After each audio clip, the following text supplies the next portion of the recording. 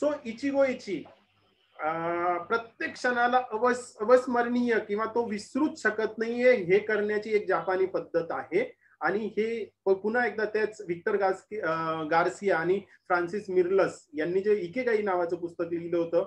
मी तर तुम्हाला सांगेल का इथे काही लोकांनी ते इकेगाई पुस्तकाला रिव्ह्यू नसेल तर ते पुस्तक आणि हे दोन्ही पुस्तक आपल्याकडे असायलाच हवेत आणि ह्या सगळ्या संकल्पना आपण जगायला पाहिजे. सो इचिगो इची मी जसं आल्या आल्या म्हटलं होतं का हा असा एक सब्जेक्ट होता किंवा असं एक पुस्तकाचं नाव होतं का लोक येतील का नाही येतील, हाही माझ्यासाठी शंका होती. कारण मी 1-2 जणांना जेव्हा सांगितलं हे पुस्तक आहे तर त्यांनी परत विचारलं का नाव काय. सो हा जो काही हा जपानी शब्द आहे या शब्दाचा अर्थ होतो आत्ता आपण जो क्षण अनुभवतो आहोत, आत्ता ह्या मोमेंटला तो परत कधीही अनुभवायला मिळणार नाही. त्यामुळे आत्ताच्या ह्या क्षणाला जे खूप सारं महत्व दिलं गेलं पाहिजे याचा हा अर्थ आहे. सो इचिगो इची हे जसं मी म्हटलं का टी मास्टर 5000 वर्षापूर्वी याचा शोध लागला. 1500च्या आसपास त्यांनी 1566 काहीतरी फिगर दिली या पुस्तकामध्ये. सो हे जेव्हा चहा पान हा खूप मोठा उत्सव जपानमध्ये केला जातो आणि त्यावेळेस 2 लोक जेव्हा भेटतात तेव्हा हा असतो का ही व्यक्ती परत मला भेटणार नाही आणि ह्या व्यक्तीला मी शेवटचं भेटतोय तर मला त्याला कसं ऐकायला पाहिजे. तसंच हे प्रत्येक अनुभवाच्या बाबतीत किंवा प्रत्येक क्षणाच्या बाबतीत मी हे इम्प्लिमेंट करायला पाहिजे असं याचा अर्थ होतो. आणि या 2 लेखकांनी इतके एक्झाम्पल दिले, इतके सगळे एक्सपिरियन्स किंवा याच्यात स्टीव्ह जॉब जो ऍपलचा संस्थापक आहे इतका मोठा व्यक्ती झाला ना त्याच्यावर सुद्धा ह्या पुस्तकाचा किंवा ह्या सगळ्या टेक्निकचा खूप मोठा पगडा होता. त्यांनी खूप जास्त वेळा जपानला व्हिजिट केल्या आणि ह्या सगळ्या प्रोसेस मधनं गेल्यात आणि त्याचं जे काही सिम्प्लिसिटी होती सगळ्या याच्यामध्ये म्हणजे प्रोडक्ट डिझाईन मध्ये ती पण कुठेतरी ह्या पुस्तकात जे काही सूत्र दिलेत त्याचं त्यांच्यावर खूप मोठा प्रभाव होता. हे वारंवार या पुस्तकामध्ये दिलेलं आहे. थोरियू नावाचा खूप मोठा कवी आहे आणि त्याच्या म्हणण्याप्रमाणे आपण भविष्यामागे धावताना आणि खरोखर आपण भविष्यामागे धावत असतो. आपले प्लॅनिंग असतात, आपले गोल्स असतात, आपले टू डू लिस्ट असतात. या सगळ्यांमध्ये आपण वर्तमानातील म्हणजे ह्या क्षणातील बहुमोल क्षण जो असतो तो गमावत असतो. इकडे ह्या प्रेझेंटेशन मध्ये खूप सारे टेक्स्ट तुम्हाला दिसेल पण त्या टेक्स्टच्या याच्यात जाऊ नका कारण मला आहे ना काही गोष्टी सोडून द्यायच्या नव्हत्या आणि जशाच्या तशा तुमच्या समोर मांडायच्या होत्या. सो इचिगो इची मी जसं मेसेज मध्ये पण लिहिलं होतं का निरंतर प्रेम, निरंतर आनंद आणि निरंतर सकारात्मक जर पाहिजे असेल, सकारात्मक पाहिजे असेल तर इचिगो इची त्याची चावी आहे. आपण रोज जे काही जीवन जगतोय धकाधकीचं किंवा कृत्रिम जीवन जगतोय ना याच्यामध्ये हा प्रत्येक क्षण आपल्या आयुष्यात जो येतो तो आपल्यासाठी प्रेम आणत असतो, आनंद आणत असतो आणि सकारात्मकता आणत असतो. आणि हे जर आपल्याला पाहिजे असेल तर त्याची चावी आहे इचिगो इची आणि हे इचिगो इची सूत्र खूप सुंदररित्या यांनी मांडलेलं आहे. या पुस्तकामध्ये शंभलाचे द्वार एक तिबेटियन स्टोरी त्यांनी सांगितली. खूप छान स्टोरी आहे. ती स्टोरी अशी आहे, एक हरणाची शिकार करणारा शिकारी दूर जंगलात तो शिकार करायला जातो आणि दूर जंगलात शिकार करायला गेल्यानंतर त्याच्यासमोर एक पर्वत येतो. तो पर्वत जो आहे तो मधोमध दुभागला जातो आणि त्या पर्वताच्या बाजूला त्याच्या पाठीमागे जे काही आहे ना ते त्याला बघायची संधी मिळते. आणि तो जेव्हा तिकडे बघत असतो तिकडे खूप सौंदर्य असतं, खूप नद्या आणि खूप ऐश्वर्य त्या बाजूला तिथे दिसत असतं. सृष्टी खूप चांगल्या प्रकारे त्याला तिथे दिसत असते. मुलं जी काही आहे ती आनंदाने खेळत असतात. खूप मुबलकता आणि खूप साऱ्या गोष्टी तिथे दिसत असतात. त्याच वेळेस तिथे एक दाढी असलेला एक साधू तिथे येतो आणि तो तिथून जाण्याचा प्रयत्न करणार असतो आणि तो त्या शिकाऱ्याला म्हणतो, शिकारी जेव्हा त्या साधूला बघतो आणि तो सांगतो का चल तुला इकडे यायचंय का. साधू म्हणतो शिकाऱ्याला तुला इकडे यायचंय का. तो म्हणतो हो मला इकडे आवडेल, मला जणू तो स्वर्गच वाटतो. तो स्वर्गच आहे का. तर साधू म्हणतो त्याला का हो हो तो स्वर्गच आहे आणि तू सुद्धा त्या स्वर्गात येऊ शकतो. हे सांगितल्यानंतर तो शिकारी त्याला सांगतो का ठीक आहे मला यायला इथे आवडेल, मी येतो पण त्याच्या आधी मला माझ्या मित्रांना मला इकडे घेऊन यायचंय, मला माझ्या नातेवाईकांना घेऊन यायचंय, मला माझ्या भावांना भाऊ बहिणींना घेऊन यायचंय आणि मी ते आत्ता जाऊन आणि आत्ता घेऊन येतो. त्यावेळेस हा साधू त्याला ते सांगत असतो का कदाचित आता तू जर त्या बाजूला आला नाहीस तर कदाचित हे शंभलाचं द्वार, स्वर्गाचं द्वार जे हे बंद होऊ शकतं. कारण आता आलेला क्षण परत येईलच याची काहीही शाश्वती नाही. तरी तो शिकारी म्हणतो नाही नाही, मी आत्ताच जोरात जाऊन आणि सायंकाळी हा दरवाजा बंद व्हायच्या आत जे ते जाऊन येतो. मला त्या सगळ्या लोकांना घेऊन यावंच लागेल किंवा मला त्यांच्याशिवाय तिकडे जाता येणार नाही. आणि तो जो काही शिकारी आहे तो पळत पळत तिकडे जातो. तो भावांना सांगतो, मित्रांना सांगतो, त्यांच्या नातेवाईकांना सांगतो आणि सायंकाळपर्यंत तिथे येतो. तोपर्यंत हे शंभलाचं द्वार जे आहे हे बंद झालेलं असतं आणि त्याला परत कधीही स्वर्गात जाता येत नाही आणि आयुष्यभर त्याला शिकार करावी लागते. अशी ही स्टोरी आहे. ह्या स्टोरीमध्ये सांगितलंय का हा जो काही क्षण आहे हा प्रत्येक क्षण आपल्याला स्वर्गाचं दार उघडत असतो. पण आपल्या धकाधकीच्या जीवनामध्ये काही काळज्या, चिंता किंवा कामामध्ये आपण सारासार आपल्याला हे माहिती असतं का हा जो क्षण आहे हा आपण जगला पाहिजे, याच्यात आनंद मिळाला पाहिजे, पण आपण काही ना काही कारण सांगून हे द्वार जे हे कायमचं बंद करत असतो. सो इथे एकच गोष्ट लक्षात घ्या का हे जे काही स्वर्गाचं द्वार आहे हे एकदाच उघडणार आहे. तुम्ही जर त्या द्वाराचा आनंद घेतला नाही तर परत आपल्याला जसं तो शिकारी आयुष्यभर त्याला शिकारच करावी लागली तशी तो शिकार करत राहणार आहे. सो ह्या पुस्तकामध्ये एक कार्टून जे आहे स्नूपी आणि चार्ली ब्राऊन यांचं एक एक्झाम्पल दिलंय आणि हा चार्ली ब्राऊन जे कार्टून आहे तो त्या स्नूपीला म्हणतोय का आपण एक दिवस मरणार आहोत. आणि त्याचं खूप सुंदर उत्तर तो स्नूपी जो आहे तो स्नूपी डॉग देत असतो का हो आपण एकच दिवस मरणार आहोत पण बाकीचे सगळे दिवस आपण जिवंत आहोत. सो या पुस्तकामध्ये अजून एक गोष्ट दिली आहे का खरा प्रॉब्लेम मरण्यामध्ये नाहीये तर खरा प्रॉब्लेम कशामध्ये का तुम्ही जिवंत असताना जगण्याची सुरुवात न करण्यामध्येच खरा प्रॉब्लेम आहे. सो अशाच आशयाचं हे जे काही आहे यांचं म्हणणं असंच आहे की आपल्या आजूबाजूला जे काही आहे आपण ती मरणाची जी काही चिंता करतो तो प्रॉब्लेम नाहीये. आपला खरा प्रॉब्लेम असा आहे का जोपर्यंत आपण जिवंत आहे तोपर्यंत आपण त्या क्षणाला किंवा याला जगायची सुरुवातच केलेली नसते. भाग 1 पहिला भाग आहे क्षणभंगुरतेमधील सुंदरता. आणि ह्या जापनीज ही टेक्निक जी आहे किंवा याच्यातला जो सगळ्या गोष्टी घेतल्या तर त्या जपानमध्ये चेरी ब्लॉसमचा एक सांस्कृतिक जो काय म्हणतो आपण कार्यक्रम आहे तो त्यांच्या पूर्ण राष्ट्रीय कार्यक्रमासारखाच कार्यक्रम असतो. याच्यात त्या राष्ट्रीय उद्यानात एक झाड आहे कायका नावाचं. तिथे तो जो काही पहारेकरू असतो तो रोज त्या झाडाकडे जातो आणि त्या झाडाला बघत असतो आणि ज्या दिवशी त्या झाडाला एक कळी उमललेली असते ती कळी उमलल्यानंतर तो सगळ्यांना इन्फॉर्म करतो आणि त्या दिवशी सगळ्या राष्ट्रभर म्हणजे पूर्ण जपानमध्ये त्याची घोषणा केली जाते आणि तिथून पुढे ह्या समारंभाचा कार्यक्रम सुरू होतो. त्याला कायका म्हणतात. कायका आणि मनकाई म्हणजे पूर्ण बहार आलेला.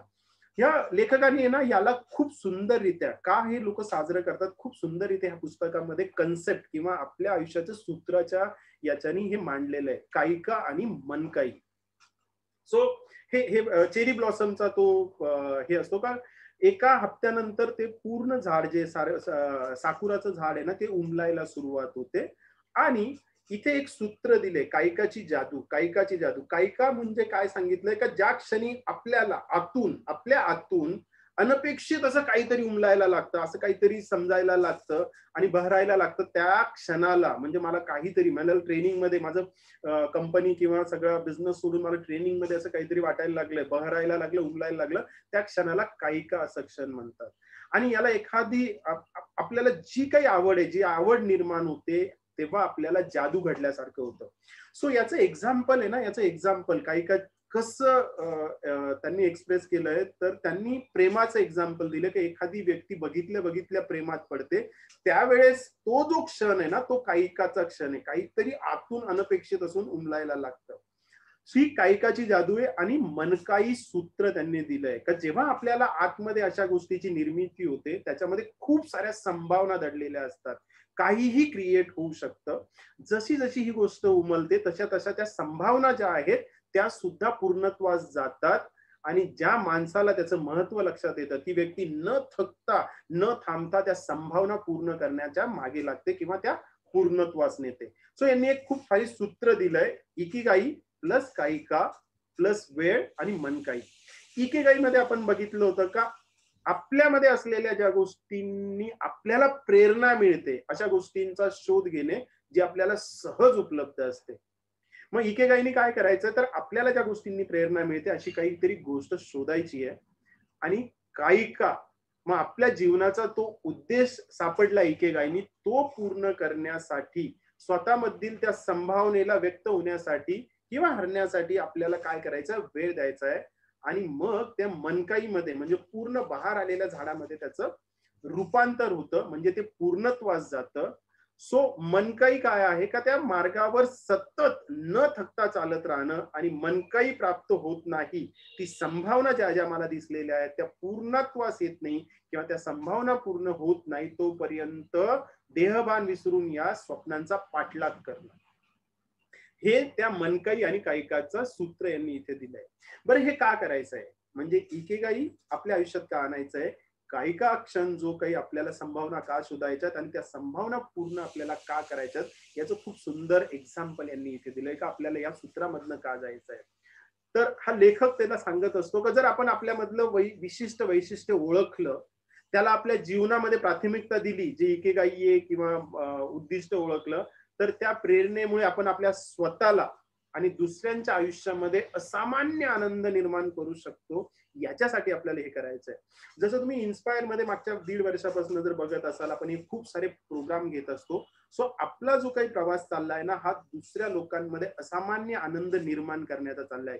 म्हणूनच मी सांगत असतो का हे 3 सूत्र लोक आमच्याकडे बघून म्हणतात का हे लोक म्हणजे मागच्या 15 दिवसापासून कारण प्रिपरेशन करायला खूप वेळ लागतो. सो हे सगळं जे काही आहे ना तर हे सगळं तो लोकांमध्ये आनंद निर्माण करण्यामध्ये जातो आणि त्याच्याने आम्हाला पण आनंद मिळतो. म्हणजे इथे जसं दिलं त्या प्रेरणामुळे स्वतःच्या आणि दुसऱ्यांच्या आयुष्यामध्ये असामान्य आनंद निर्माण करू शकतो. आम्ही असं म्हणत नाहीये की पण हा जो काही आनंद आम्ही इकडे इतरांना देत असतो तो आनंद आम्हालाही खूप मोठ्या प्रमाणात मिळत असतो. सो याच्यात एक कन्सेप्ट दिली का अजून उशीर झालेला नाही आणि वेगवेगळे संदर्भ दिलेत वेगवेगळे एक्झाम्पल दिलेत की 80 वर्षांमध्येही तो दा विंची कोड पुस्तक लिहिणाऱ्या व्यक्तीला कसं साक्षात्कार झाला आणि त्याने लिहिलंय. सो आपल्याला जर असं वाटत असेल का नाही आता मला उशीर झालाय का पूर्वी हे मला कळालं असतं आता मी खूप कामात आहे तर नाही आपल्याकडे किती वर्ष आहेत हे महत्वाचं नाही पण आपण त्या वर्षामध्ये काय करणार आहोत हे सगळ्यात जास्त महत्वाचं आहे.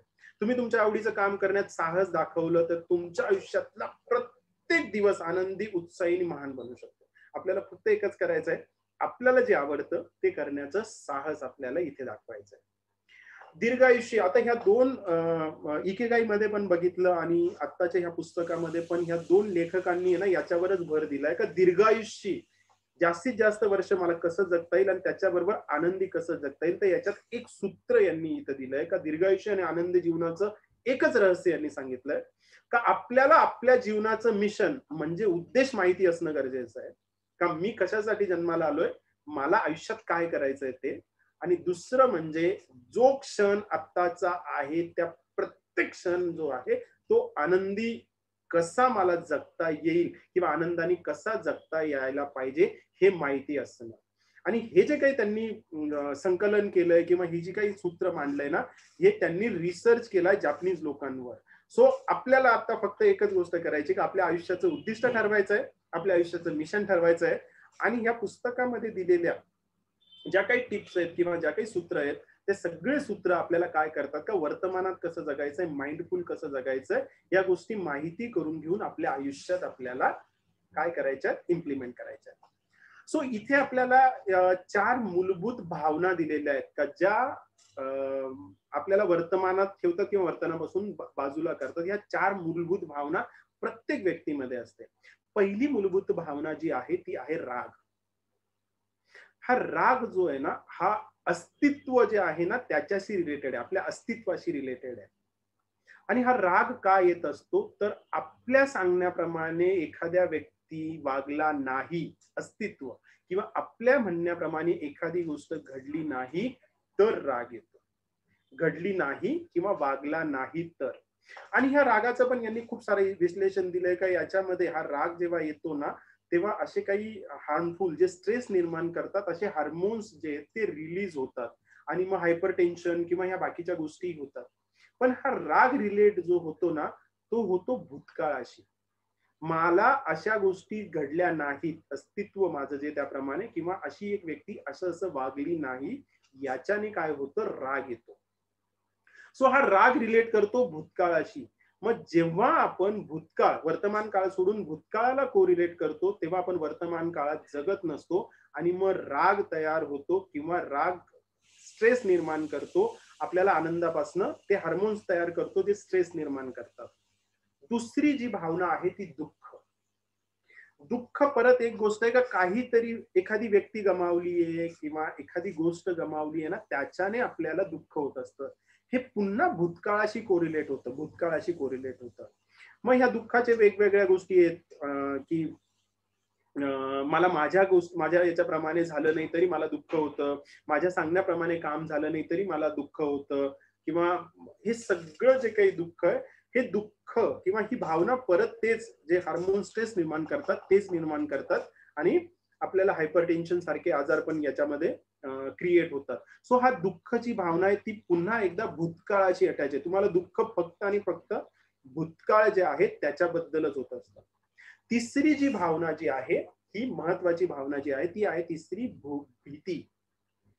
आता ही भीती जी आहे ना, ही भीती पूर्वी जी लोक जंगलात राहायची त्यांच्या बरोबर ही भीती राहायची, कारण बाकीच्या प्राण्यांची भीती वाटायची आणि त्यांच्यापासून संरक्षण करण्यासाठी ही भीती आपल्याला उपयोगात यायची. पण आज जे आहे, आजच्या भीतींनी वेगळ्या प्रकारचं रूप घेतलंय. मग कुठली एखादी वस्तू गमावण्याची भीती, एखादं प्रेम गमावण्याची भीती, एखादी व्यक्ती गमावण्याची भीती, नोकरी गमावण्याची भीती. आणि आता ही भीती जी आहे, ही भीती कारणीभूत असते वर्तमानातल्या गोष्टींची. पुन्हा एकदा हा लेखक इथे तेच सांगतो का, वर्तमानात नाही, भविष्यातल्या गोष्टींची भीती ही नेहमी वाटत असते. ती भविष्यातल्या कुठली तरी गोष्ट मी गमावेल, कुठली तरी व्यक्ती मी गमावेल, प्रेम मी गमावेल, नोकरी मी गमावेल. तर भीती ही जी आहे, ही चिंता आणि काळजी कुठल्या गोष्टींमधल्या, भविष्यातल्या गोष्टींमधल्या चिंता आणि काळजी, याच्यानी ही भीती पण आपल्याला वर्तमानातल्या ज्या गोष्टी त्याचा आनंद घेऊ देत नाही. पहिला आहे राग, दुसरा आहे दुःख, तिसरी आहे भीती. आणि ह्या गोष्टी आपल्याला भूतकाळात किंवा भविष्य काळात नेतात, म्हणून आपल्याला आनंद मिळू देत नाही. आणि चौथी महत्वाची भावना आहे आनंद. आणि ह्या आनंद ह्या भावनेचा सगळ्यात कमी आपण स्टडी केलाय, किंवा सगळ्यात कमी गोष्टींमध्ये आपल्याला ही पाहायला मिळते. पण हा आनंद जो आहे, आनंद एकमेव गोष्ट आहे जी आपल्याला वर्तमान काळात मिळते.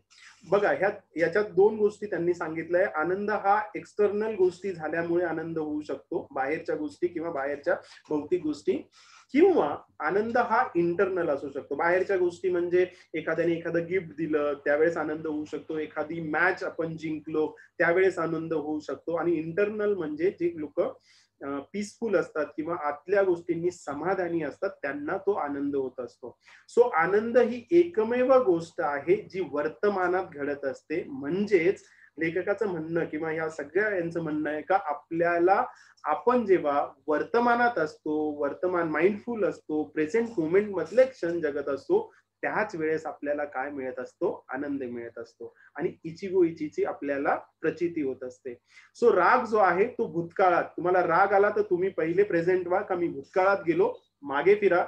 दुःख होत असेल तेही तुम्ही भूतकाळात जातात, जागे व्हा का हे दुःख जे आहे हे मला भूतकाळात आणि दुःखच देणार आहे, प्रेझेंट मोमेंटशी याचा काहीही संबंध नाहीये, मी ते बदलू शकणार नाही. भीती जर वाटत असेल तर पुन्हा एकदा भविष्य काळात, आपण भूतकाळ आणि भविष्य काळ बदलू शकत नाही. त्याच्यामुळे आपल्याला ह्या तिन्ही भावना आल्या तर प्रेझेंट व्हा, आणि ज्या काही प्रेझेंट गोष्टी आजूबाजूला आहेत त्याच्यामध्ये आनंद शोधा किंवा त्या गोष्टी मिळवा आणि आनंदी व्हा. आपण जेव्हा भूतकाळ किंवा भविष्य काळामध्ये जात नाही तेव्हाच खऱ्या अर्थाने आनंद किंवा आपल्या वर्तमान क्षणातली आनंद घेऊ शकतो, जसं आपण आता बघितलंय. सो इथे एक छोटीशी चाचणी दिली आहे, तुम्ही सगळे रेडी असाल. आणि माझी रिक्वेस्ट आहे, मी जेव्हा ही केली तर मी जेव्हा पहिल्यांदा ही केली मी सुद्धा त्या मोमेंट मध्ये होतो. सो माझी रिक्वेस्ट अशी असेल, तुम्ही जे काही काम करत असाल ते एक 10 मिनिटं, आपण 5 मिनिटात ही चाचणी संपेल. आणि त्याच्याने आपल्याला लक्षात येईल का आपल्या आयुष्यात जे काही दुःख आहे, जी काही निराशा आहे, जी काही चिंता आहे, जी काही काळजी आहे, तिचा खरोखर सोर्स कुठे, तर ह्या टेस्टमध्ये. याच्यामध्ये टेक्स्ट आहे जशाचं तसं मी तुम्हाला सांगेल. याच्यात काही प्रश्न आहेत आणि त्या प्रश्नांना आपण कसा रिप्लाय देतो किंवा प्रतिसाद कसा देतो याच्यावर आपण खरोखर ठरतो का आपण वर्तमानात कसं जगत असतो आणि याचा इम्पॅक्ट कसा होतो. सो काही प्रश्न आहेत, त्याला अ ब क असे 3 ऑप्शन दिले. ओके, सो तुम्ही ह्या ऑप्शन मध्ये असाल, प्रामाणिकपणे करा, ही तुमच्यासाठी आहे. जसं मी होतो तर माझी सगळ्यात वर्स्ट आलेली जी आहे तीच आलेली आहे आणि ते प्रामाणिकपणे मी कबूल पण करतो. पण मी तिथे चेंज करायला सुरुवात केली किंवा जेव्हा आपण जागरूक होतो तेव्हाच आपण चेंज करतो. सो अ जो आहे त्याला तुम्हाला 0 मार्क द्यायचा आहे. ब जे आहे बी ऑप्शनला तुम्हाला 1 मार्क द्यायचा आहे आणि सी ऑप्शन जो आहे त्याला तुम्हाला 2 मार्क द्यायचे आणि मग शेवटी 5 प्रश्न आहेत त्यांची आपल्याला शेवटी टोटल करायचे. तुम्ही सांगू पण शकता. सो पहिला प्रश्न, तुम्ही कसं रिस्पॉन्स करतात किंवा कसं प्रतिक्रिया देतात जेव्हा मला एखादा त्रासदायक किंवा दुःखी करणारा ईमेल किंवा मेसेज येतो किंवा मला एखादा असा फोन येतो का जेव्हा मला त्याच्यामुळे त्रास होतो. सो माझा रिप्लाय काय असतो, माझा रिस्पॉन्स काय असतो? पहिला आहे, मला त्याविषयी काही वेळ वाईट वाटतं, त्यानंतर मी त्यावर कोणतीही प्रतिक्रिया द्यायला हवी, कोणती योग्य प्रतिक्रिया द्यायला हवी याच्यावर विचार करून ती देतो आणि नंतर ती घटना विसरून जातो. दुसरं ऑप्शन आहे, जोपर्यंत मला त्या घटनेला कोणत्या प्रकारे योग्य प्रतिसाद द्यावा याचं उत्तर मिळत नाही तोपर्यंत मी त्या गोष्टीबरोबर विषयी विचार करत राहतो. जोपर्यंत मला त्याला उत्तरच मिळत नाही तोपर्यंत विचार करत राहतो. आणि सी, मी त्या गोष्टीवर प्रतिक्रिया देवो अथवा न देवो त्या घटनेचा मला दिवसभर, कधी कधी पुढचे कित्येक दिवस मला त्रास होत राहतो. ए बी सी तुम्ही उत्तर तुमचं लिहू शकता. दुसरा, जेव्हा मला असं जाणवते की माझा जुना मित्र, जवळचा मित्र आता पहिल्यासारखं महत्व देत नाही किंवा माझ्याकडे तो दुर्लक्ष करतो, किंवा एकदम जवळची व्यक्ती तुम्ही घेऊ शकता, तिथे आपल्याला असं जाणवतं ती जवळची व्यक्ती पहिल्यासारखं महत्व देत नाही किंवा आपल्याकडे दुर्लक्ष करते. तुमचे ऑप्शन्स काय असतील, तुमच्या प्रतिक्रिया काय असतील? पहिली, मला याविषयी फार काही वाईट वाटणार नाही. मला असं वाटेल की मित्र कोणत्या तरी तणावाखाली असेल किंवा आयुष्यामध्ये त्याला इतर काही महत्वपूर्ण गोष्टी असतील किंवा प्राथमिकता असतील. काही काळाने आम्ही पुन्हा एकत्र येऊ आणि आमचं नातं परत पहिल्यासारखं होईल. हा माझा पहिला ऑप्शन आहे. दुसरा, मी त्या व्यक्तीला लगेच मोठा ईमेल लिहील किंवा भेटायची इच्छा व्यक्त करेन. या भेटीमध्ये माझ्याकडनं काही चुकलं असेल किंवा त्याच्या काही समस्या आहेत हे समजून घेण्याचा प्रयत्न करेन. मी त्याला भेटेल, त्याचं काय चुकलं किंवा माझं काय चुकलं, तो का मला असं इग्नोर करतो ते मिळवेल. किंवा तिसरं, मला त्याच्या या वागणुकीचा प्रचंड त्रास होईल आणि मी त्यांना माझ्या प्राथमिकतेच्या आधी माझी जी प्रायमरी लिस्ट आहे त्याच्यातून मी त्या व्यक्तीला काढून टाकेल. जर तो स्वतःहून आला तर ठीक, नाही तर जे लोक मला महत्व देत नाहीत त्यांना मीही आयुष्यात कधीही महत्व देणार नाही. तुमचा ऑप्शन कुठलाही असू शकतो. तिसरा, मी एका टूरला गेलो, मी एका सहलीला गेलो आणि जेव्हा मी सहलीच्या ठिकाणी पोहोचलो तेव्हा नेमकं माझ्या असं लक्षात आलं की माझी सुटकेस हरवली आहे.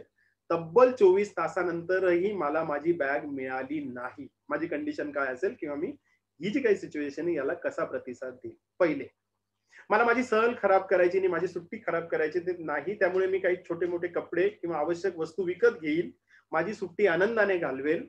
जर मला घरी येईपर्यंत माझी सुटकेस मिळाली नाही तर मी नुकसान भरपाईचा दावा करेल. दुसरं, माझी सहल पूर्ण होईपर्यंत दिवसातून 2दा मी एअरलाईनला फोन करत राहीन, ज्यामुळे ते न विसरता माझी सुटकेस शोधत राहतील. तिसरं, माझे कपडे आणि काही महत्वाच्या गोष्टी हरवल्यामुळे मी इतका नाराज होतो की मी पूर्ण सहलभर त्या एअरलाइन्सला त्यांच्या निष्काळजीपणाची जी वर्तवणूक आहे त्याला मी काय करत राहील, नाव ठेवत राहील. चौथा, मी पेपरमध्ये असं वाचलं की ज्या कंपनीमध्ये किंवा ज्या क्षेत्रामध्ये मी काम करतोय त्या क्षेत्रामध्ये आता खूप मंदी येणार आहे, यावर माझी प्रतिक्रिया काय असेल? आपण नेहमीच वाचतो किंवा आत्ताची कंडिशन पण तशीच आहे. सो पहिला ऑप्शन असाल, जे माझ्या नियंत्रणामध्ये नाही याची मी चिंता करत बसण्यापेक्षा मी सर्वोत्तम काय करू शकतो त्यावर मी जोरदार काम करेल. दुसरं, माझ्या क्षेत्रामध्ये काम करणाऱ्या माझ्या मित्रमंडळींना मी फोन करेल आणि परिस्थिती खरंच एवढी गंभीर आहे का याचा आढावा घेईल. आणि तिसरं, मी अस्वस्थ होईन आणि जर परिस्थिती खरंच हाताबाहेर गेली तर त्याच्यासाठी माझ्याकडे काय पर्यायी व्यवस्था असेल याची मी पडताळणी करायला सुरुवात करेन. पाचवं, आत्ताची कंडिशन जी काही आहे आजूबाजूला तिलाही तुम्ही कोरिलेट करू शकता. ठीक आहे. मला ज्या शिक्षकाने खूप चांगल्या प्रकारे शिकवलं त्या आजारी आहेत, शिक्षकेने त्या आजारी आहेत असं मला समजलं तर मी काय काय करेल, किंवा आपल्या जवळच्या व्यक्ती आता आजारी असतील तर मी काय काय करेल. मी त्वरित कोणत्या दवाखान्यात आहे त्याची माहिती घेईन, जेणेकरून जर त्यांची इच्छा असेल तर मी त्यांना भेटून त्यांच्याबरोबर काही वेळ घालवू शकेन. दुसरं, हे जीवन किती क्षणभंगूर आहे आणि सगळ्या चांगल्या गोष्टी कधी ना कधी अंत होतोच असा विचार मी करायला लागेल. तिसरं, मी आरोग्यविषयी जास्तच सहजग होईन आणि मी काही अंतराने पुन्हा पुन्हा माझी वैद्यकीय चाचणी करून घेईन. मी पुन्हा पुन्हा टेस्ट करत राहील. सो हे हा जो काही पर्याय याला 0 गुण, ब जो काही आहे त्याला 1 आणि क ज्याला आहे त्याला 2 अशा प्रकारे जर आपण गुण देऊन बेरीज केली तर तुम्हाला मला त्याची बेरीज, काही लोक जर असतील आणि ती बेरीज जर सांगतील, कृपया कुणीतरी हे करतंय, सो याला मला पुन्हा एकदा स्क्रीन शेअर करावं लागेल स्टॉप करून. सो येस, सो मला तुम्ही एखादी व्यक्ती तुम्ही जर खरोखर बेरीज केली असेल तर किती असेल, कारण पुढे त्यांनी त्याचे अनुमान दिलेत का काय असं होतंय ते. येस, तुम्ही सांगू शकेल? अरे वा, चॅट मध्ये बऱ्याच लोकांनी टाकलेले. सो 2 3 4 वा 8. ओके, 8 2 3 4. थँक्यू. 5 4 3. ओके 4 वा 5 8 2 4. थँक्यू. म्हणजे इतकी सगळी लोक याच्यामध्ये इन्व्हॉल्व आहेत आणि आवडलेली दिसते मला. सो आपण परिणाम बघूया. थँक्यू. अरे वा, येस, त्यांनी ती प्रिकॉशन 8 वा, थँक्यू. सो यांनी याचं हे सांगितलंय 6 ते 10 गुण ज्यांना आहेत, 6 ते 10 गुण अतिशय दयनीय अवस्था आहे. आता यांचे आयुष्य बघा आणि कोरिलेट करून बघा, यांनी जे सांगितलंय ते कोरिलेट करून बघा. तुम्ही सहजतेने भूतकाळ किंवा भविष्य काळामध्ये फिरत असतात, म्हणजे तुम्ही त्याच गोष्टींचा विचार करतात जे भूतकाळात झालेले, किंवा भीतीचा भविष्य काळाचा विचार करतात, तुम्ही जास्त विचार करतात. तुम्ही सहजतेने तणावाच्या प्रभावाखाली येता आणि आनंद घेण्यापासून वंचित राहतात. तुम्हाला परत वर्तमानामध्ये परतण्याची कला शिकायला हवी, म्हणजे तुम्हाला ही इचिगो इची मध्ये किंवा प्रेझेंट मुवमेंट मध्ये जास्तीत जास्त जगायला हवं. बरोबर. दुसरं त्यांनी सांगितलं 3 ते 4 गुण प्रगतीला वाव. आता ही लोक, ही तुम्ही भावनांच्या फार आहारी जात नाहीत, ही चांगली गोष्ट आहे, पण जर तुम्ही घटनांविषयी चिंता करणं कमी केलं तर तुमच्या शांतीमध्ये वाढ होईल. थोड्याशा प्रशिक्षणाने तुम्ही ही कला अवगत कराल आणि निश्चित जास्त आनंदी जीवन जगू शकाल. आणि जी लोक खरोखर 2 गुण ज्यांना मिळाले, 2 किंवा त्याच्यापेक्षा कमी, अप्रतिम त्यांनी सांगितलंय. जरी घटना तुम्हाला भूतकाळ आणि भविष्यामध्ये जाण्यासाठी प्रवृत्त करत असल्या तरीही तुम्हाला वर्तमानामध्ये कसं यायचं ही कला चांगल्या प्रकारे अवगत आहे. तुम्ही इचिगो इची मध्ये तरबेज आहात आणि इतरांसाठी प्रेरणादायी ठरू शकाल. सो अतिशय सुंदर आहे. तुम्ही आता कुठल्या ठिकाणी आहात आणि तुम्हाला किती याच्याने तुम्हाला प्रेझेंट मोमेंट मध्ये यायचंय याचा तुम्हाला विचार करायचा आहे. ओके, जेव्हा तुम्ही माइंडफुल असतात म्हणजे प्रेझेंट मोमेंट मध्ये असतात तेव्हा तुम्ही पूर्णपणे जागरूक असतात. आणि दुसरं, हे जे काही आपला इंटरनेटचं कनेक्शन गेल्यानंतर मी तुम्हाला सांगितलं होतं का जेव्हा तुम्ही माइंडफुल असतात तेव्हा समस्या आणि संभावना या दोन्ही गोष्टी बघू शकतात. आपला प्रॉब्लेम आहे, आपल्याला फक्त प्रॉब्लेम्सच दिसतात, समस्याच दिसतात, त्याच्या पुढे अपॉर्च्युनिटी दिसत नाही आणि संभावना खरोखर दिसत नाही. जेव्हा तुम्ही माइंडफुल असतात, जागरूक असतात, प्रेझेंट असतात, तेव्हा मात्र तुम्हाला समस्या आणि संभावना दोन्ही दिसू शकतात किंवा दिसतात. म्हणजे माझे आत्ता मागच्या 15 दिवसापासून कंपनीमध्ये किंवा बाकीच्या क्षेत्रामध्ये पण प्रचंड प्रॉब्लेम्स आहेत. लोक येत नाहीये, प्रचंड प्रेशर आहे लोकांचा, सगळ्या काही गोष्टी आहेत. म्हणजे एक दिवस तर एकच व्यक्ती आली होती. सो इतक्या सगळे प्रॉब्लेम असताना तिथे संभावना सुद्धा दिसतात जर तुम्ही माइंडफुल असाल, तुम्ही प्रेझेंट मध्ये जगत असाल. याच्यात अजून एक एक्झाम्पल हे खूप सुंदर आहे. का तुम्ही जेव्हा माइंडफुल असतात, तुम्ही जेव्हा प्रेझेंट मोमेंट मध्ये असतात तेव्हा तुम्हाला कुठे जायचं आहे, कुठे पोहोचायचंय, तुमचं डेस्टिनी काय आहे, तुमचं मिशन काय आहे आणि आता तुम्ही कुठे आहात याचंही भान असतं. मग याचं भान जेव्हा आपल्याला असतं आपण कुठे आहोत तर आपल्याला कुठे जायचंय याचा आपल्याला मार्ग इमिजिएट सापडतो. सो झेन सिद्धांत इचिगो इची प्राप्त करण्यासाठी सांगितले जाणारे 8 झेन सिद्धांत इथे दिलेत. 8 झेन सिद्धांत. झेन ही अशी पद्धत आहे, बुद्धिझम मधनं ही झालेली पद्धत आहे का झेन पद्धत आपल्याला कंटिन्यू फक्त आणि फक्त वर्तमानात कसं राहायचं हे शिकवत असते. वर्तमानात कसं राहायचं हे शिकवत असते. सो माझी रिक्वेस्ट असेल, येस माझी रिक्वेस्ट आहे प्राजक्ता मॅडम, मला चॅट विंडो मधले मेसेज दिसत नाही, तर तसाच काही स्पेसिफिक काही मेसेज असेल तर तुम्ही मला प्लीज सांगा. सो हे 8 सिद्धांत झेन याच्यात सांगितलं. त्यांनी सांगितलं पहिलं जो आहे बसा आणि फक्त काय होतं ते बघा.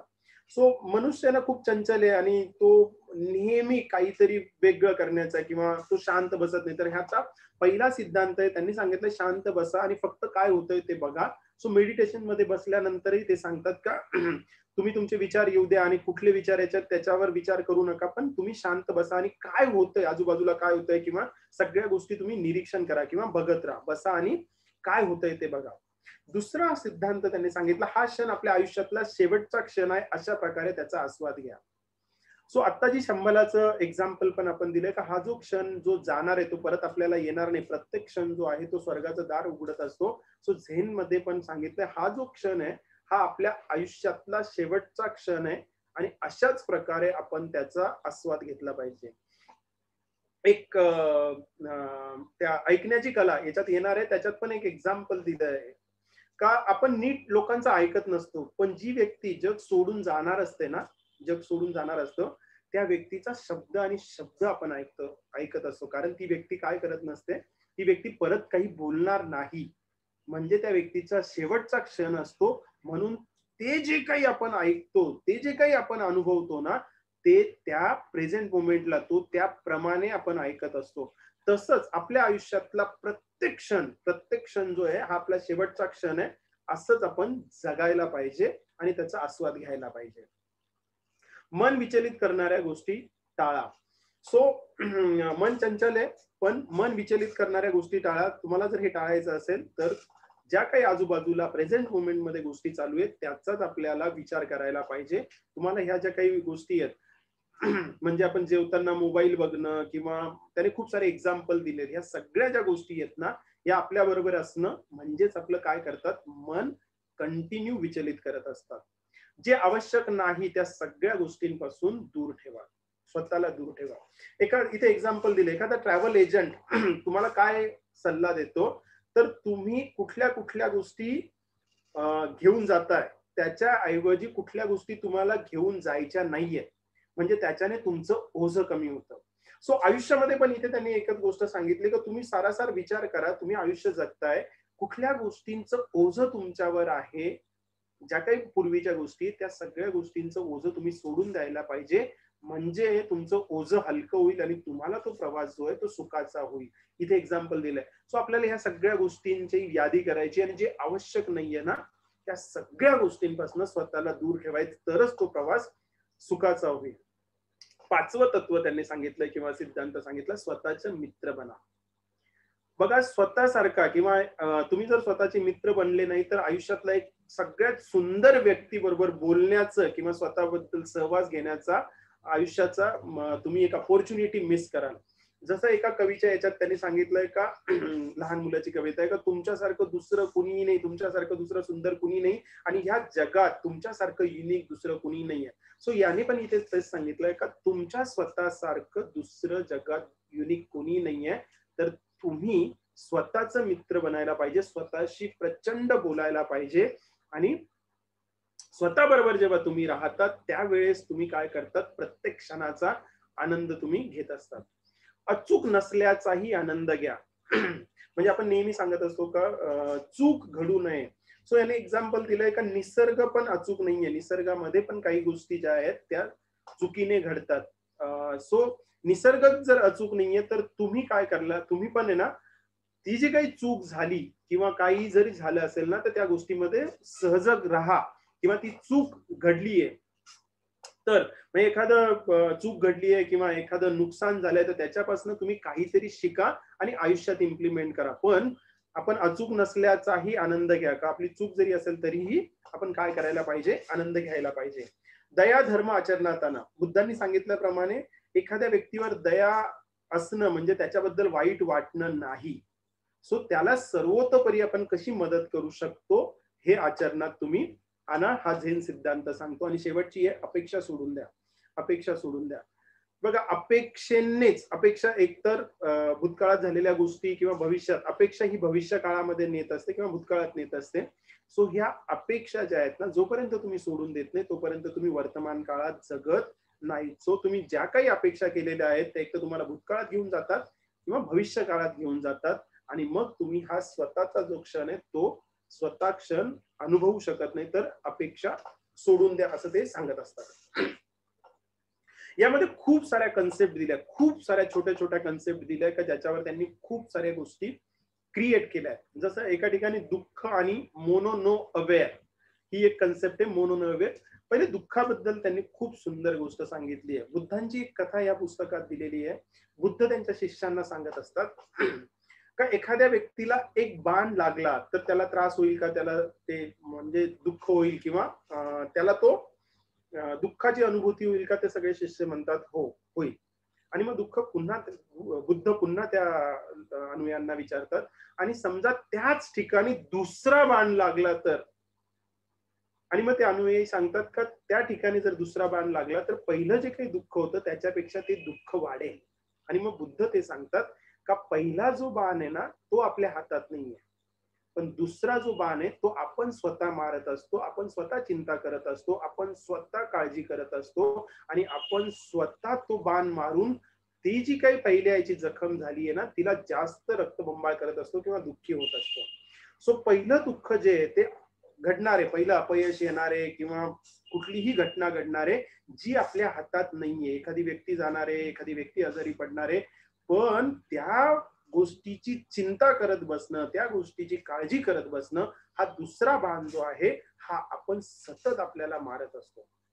सो पहिलं दुःख जरी आपल्या हातात नसेल, पहिला बाण जरी नसेल आपल्या हातात, तरी दुसरा बाण मात्र आपल्याच हातात आहे आणि तो आपल्याला टाळता आला पाहिजे. सो मी हे खरोखर सांगेल का हे पुस्तक प्रत्येक छोटी छोटी जी काही कन्सेप्ट दिली ना ती वाचायला पाहिजे. जसे एक मोनो अवेअर, त्यांनी भौतिक गोष्ट गमावण्याची भीती अशी एक संकल्पना याच्यात आहे. आणि ह्या संकल्पनेमध्ये काही सांगितलंय का अशा प्रकारे पैसा खर्च करा का तो उद्या नाहीये, अशा प्रकारे जीवन जगा की जे उद्या मला मिळणार नाहीये, अशा प्रकारची संकल्पना याच्यात आहे. आणि त्याच्या आधी पण प्रत्येक गोष्ट किंवा प्रत्येक आनंद झाल्यानंतर आहा अशी फिलिंग आली पाहिजे. खूप छान एक्झाम्पल आहे. कुठलाही आनंद झालो का आहा म्हणजे मला तो एक्सप्रेस करता आला पाहिजे. त्यानंतरच दिलंय the hedonic treadmill. Hedonic treadmill ही एक अशी संकल्पना आहे का हा जवळपास आजच्या आपण जी बाईंग डिसऑर्डर म्हणतो ना, बाईंग डिसऑर्डर हा एक आजार आता झालाय की बाजारपेठ मोठी झाली आहे, आपल्याला सतत काहीतरी खरेदी करावं लागतं, सतत काहीतरी खरेदी करावं असं वाटतं. हे झालं का ते याचा हा आजारासारखंच आहे, याची कन्सेप्ट दिली आहे. सो एक्झाम्पल सिंपल दिलं यांनी या पुस्तकात का मी एखाद्या हॉटेलमध्ये जातो, छोटंसं हॉटेल आहे, तिथे मी 300 रुपयाचं जे काही आहे ते जेवण करतो किंवा खातो आणि मग मला असं वाटायला लागतो का नाही मी थोडे दिवस परत तिथे जात असतो आणि मग मला वाटायला लागतं का नाही याच्यापेक्षा मोठं हॉटेल पाहिजे, याच्यापेक्षा चांगलं हॉटेल पाहिजे. आणि मग मी काय करतो, मोठ्या हॉटेलमध्ये जातो, जास्त पैसे खर्च करतो. थोड्या दिवसात मला तिथेही कंटाळा यायला लागतो आणि परत पुन्हा मी काय करतो, पुन्हा त्या मोठ्या हॉटेलमध्ये जातो आणि त्याच्यापेक्षाही मला पैसे खर्च जास्त महागाचं पाहिजे असतं, जास्त मोठं हॉटेल पाहिजे असतो. सो हे जे आहे ना हे वाढतच जातं. जसं मला एक छोटी गोष्ट पाहिजे, आपण मोबाईल मध्ये पण बघू शकतो, एक मॉडेल झालं का दुसरं मॉडेल पाहिजे, मग तिसरं मॉडेल पाहिजे, मग चारचं मॉडेल पाहिजे. सो तो हा जो आहे हा हेडोनिक ट्रेडमिल आहे. आत्ताची जी काही व्यापारपेठ मोठी झाली आहे ना याचा सगळा परिणाम जो आहे याच्यामुळे. पण याच्यामुळे आता मी ज्या हॉटेलमध्ये गेलो, जिथे जेवतोय आणि मला तिथे भावना आली का नाही याचा मला कंटाळा आलाय, मला पुढची मोठी हॉटेल पाहिजे, त्यावेळेस आपण त्या प्रेझेंट मुवमेंटचं काय करत असतो, आनंद घेत नाही त्या विचारांनी. कारण आपल्याला भविष्य काळात एखादा मोबाईल आहे, मला अजून मोठा मोबाईल पाहिजे, म्हणजे हेडोनिक ट्रेडमिल असेल तर मी तो जो काही आहे प्रेझेंट मोमेंटला त्याचा आनंद घेत नाही, आपण वर्तमान काळात राहत नाही.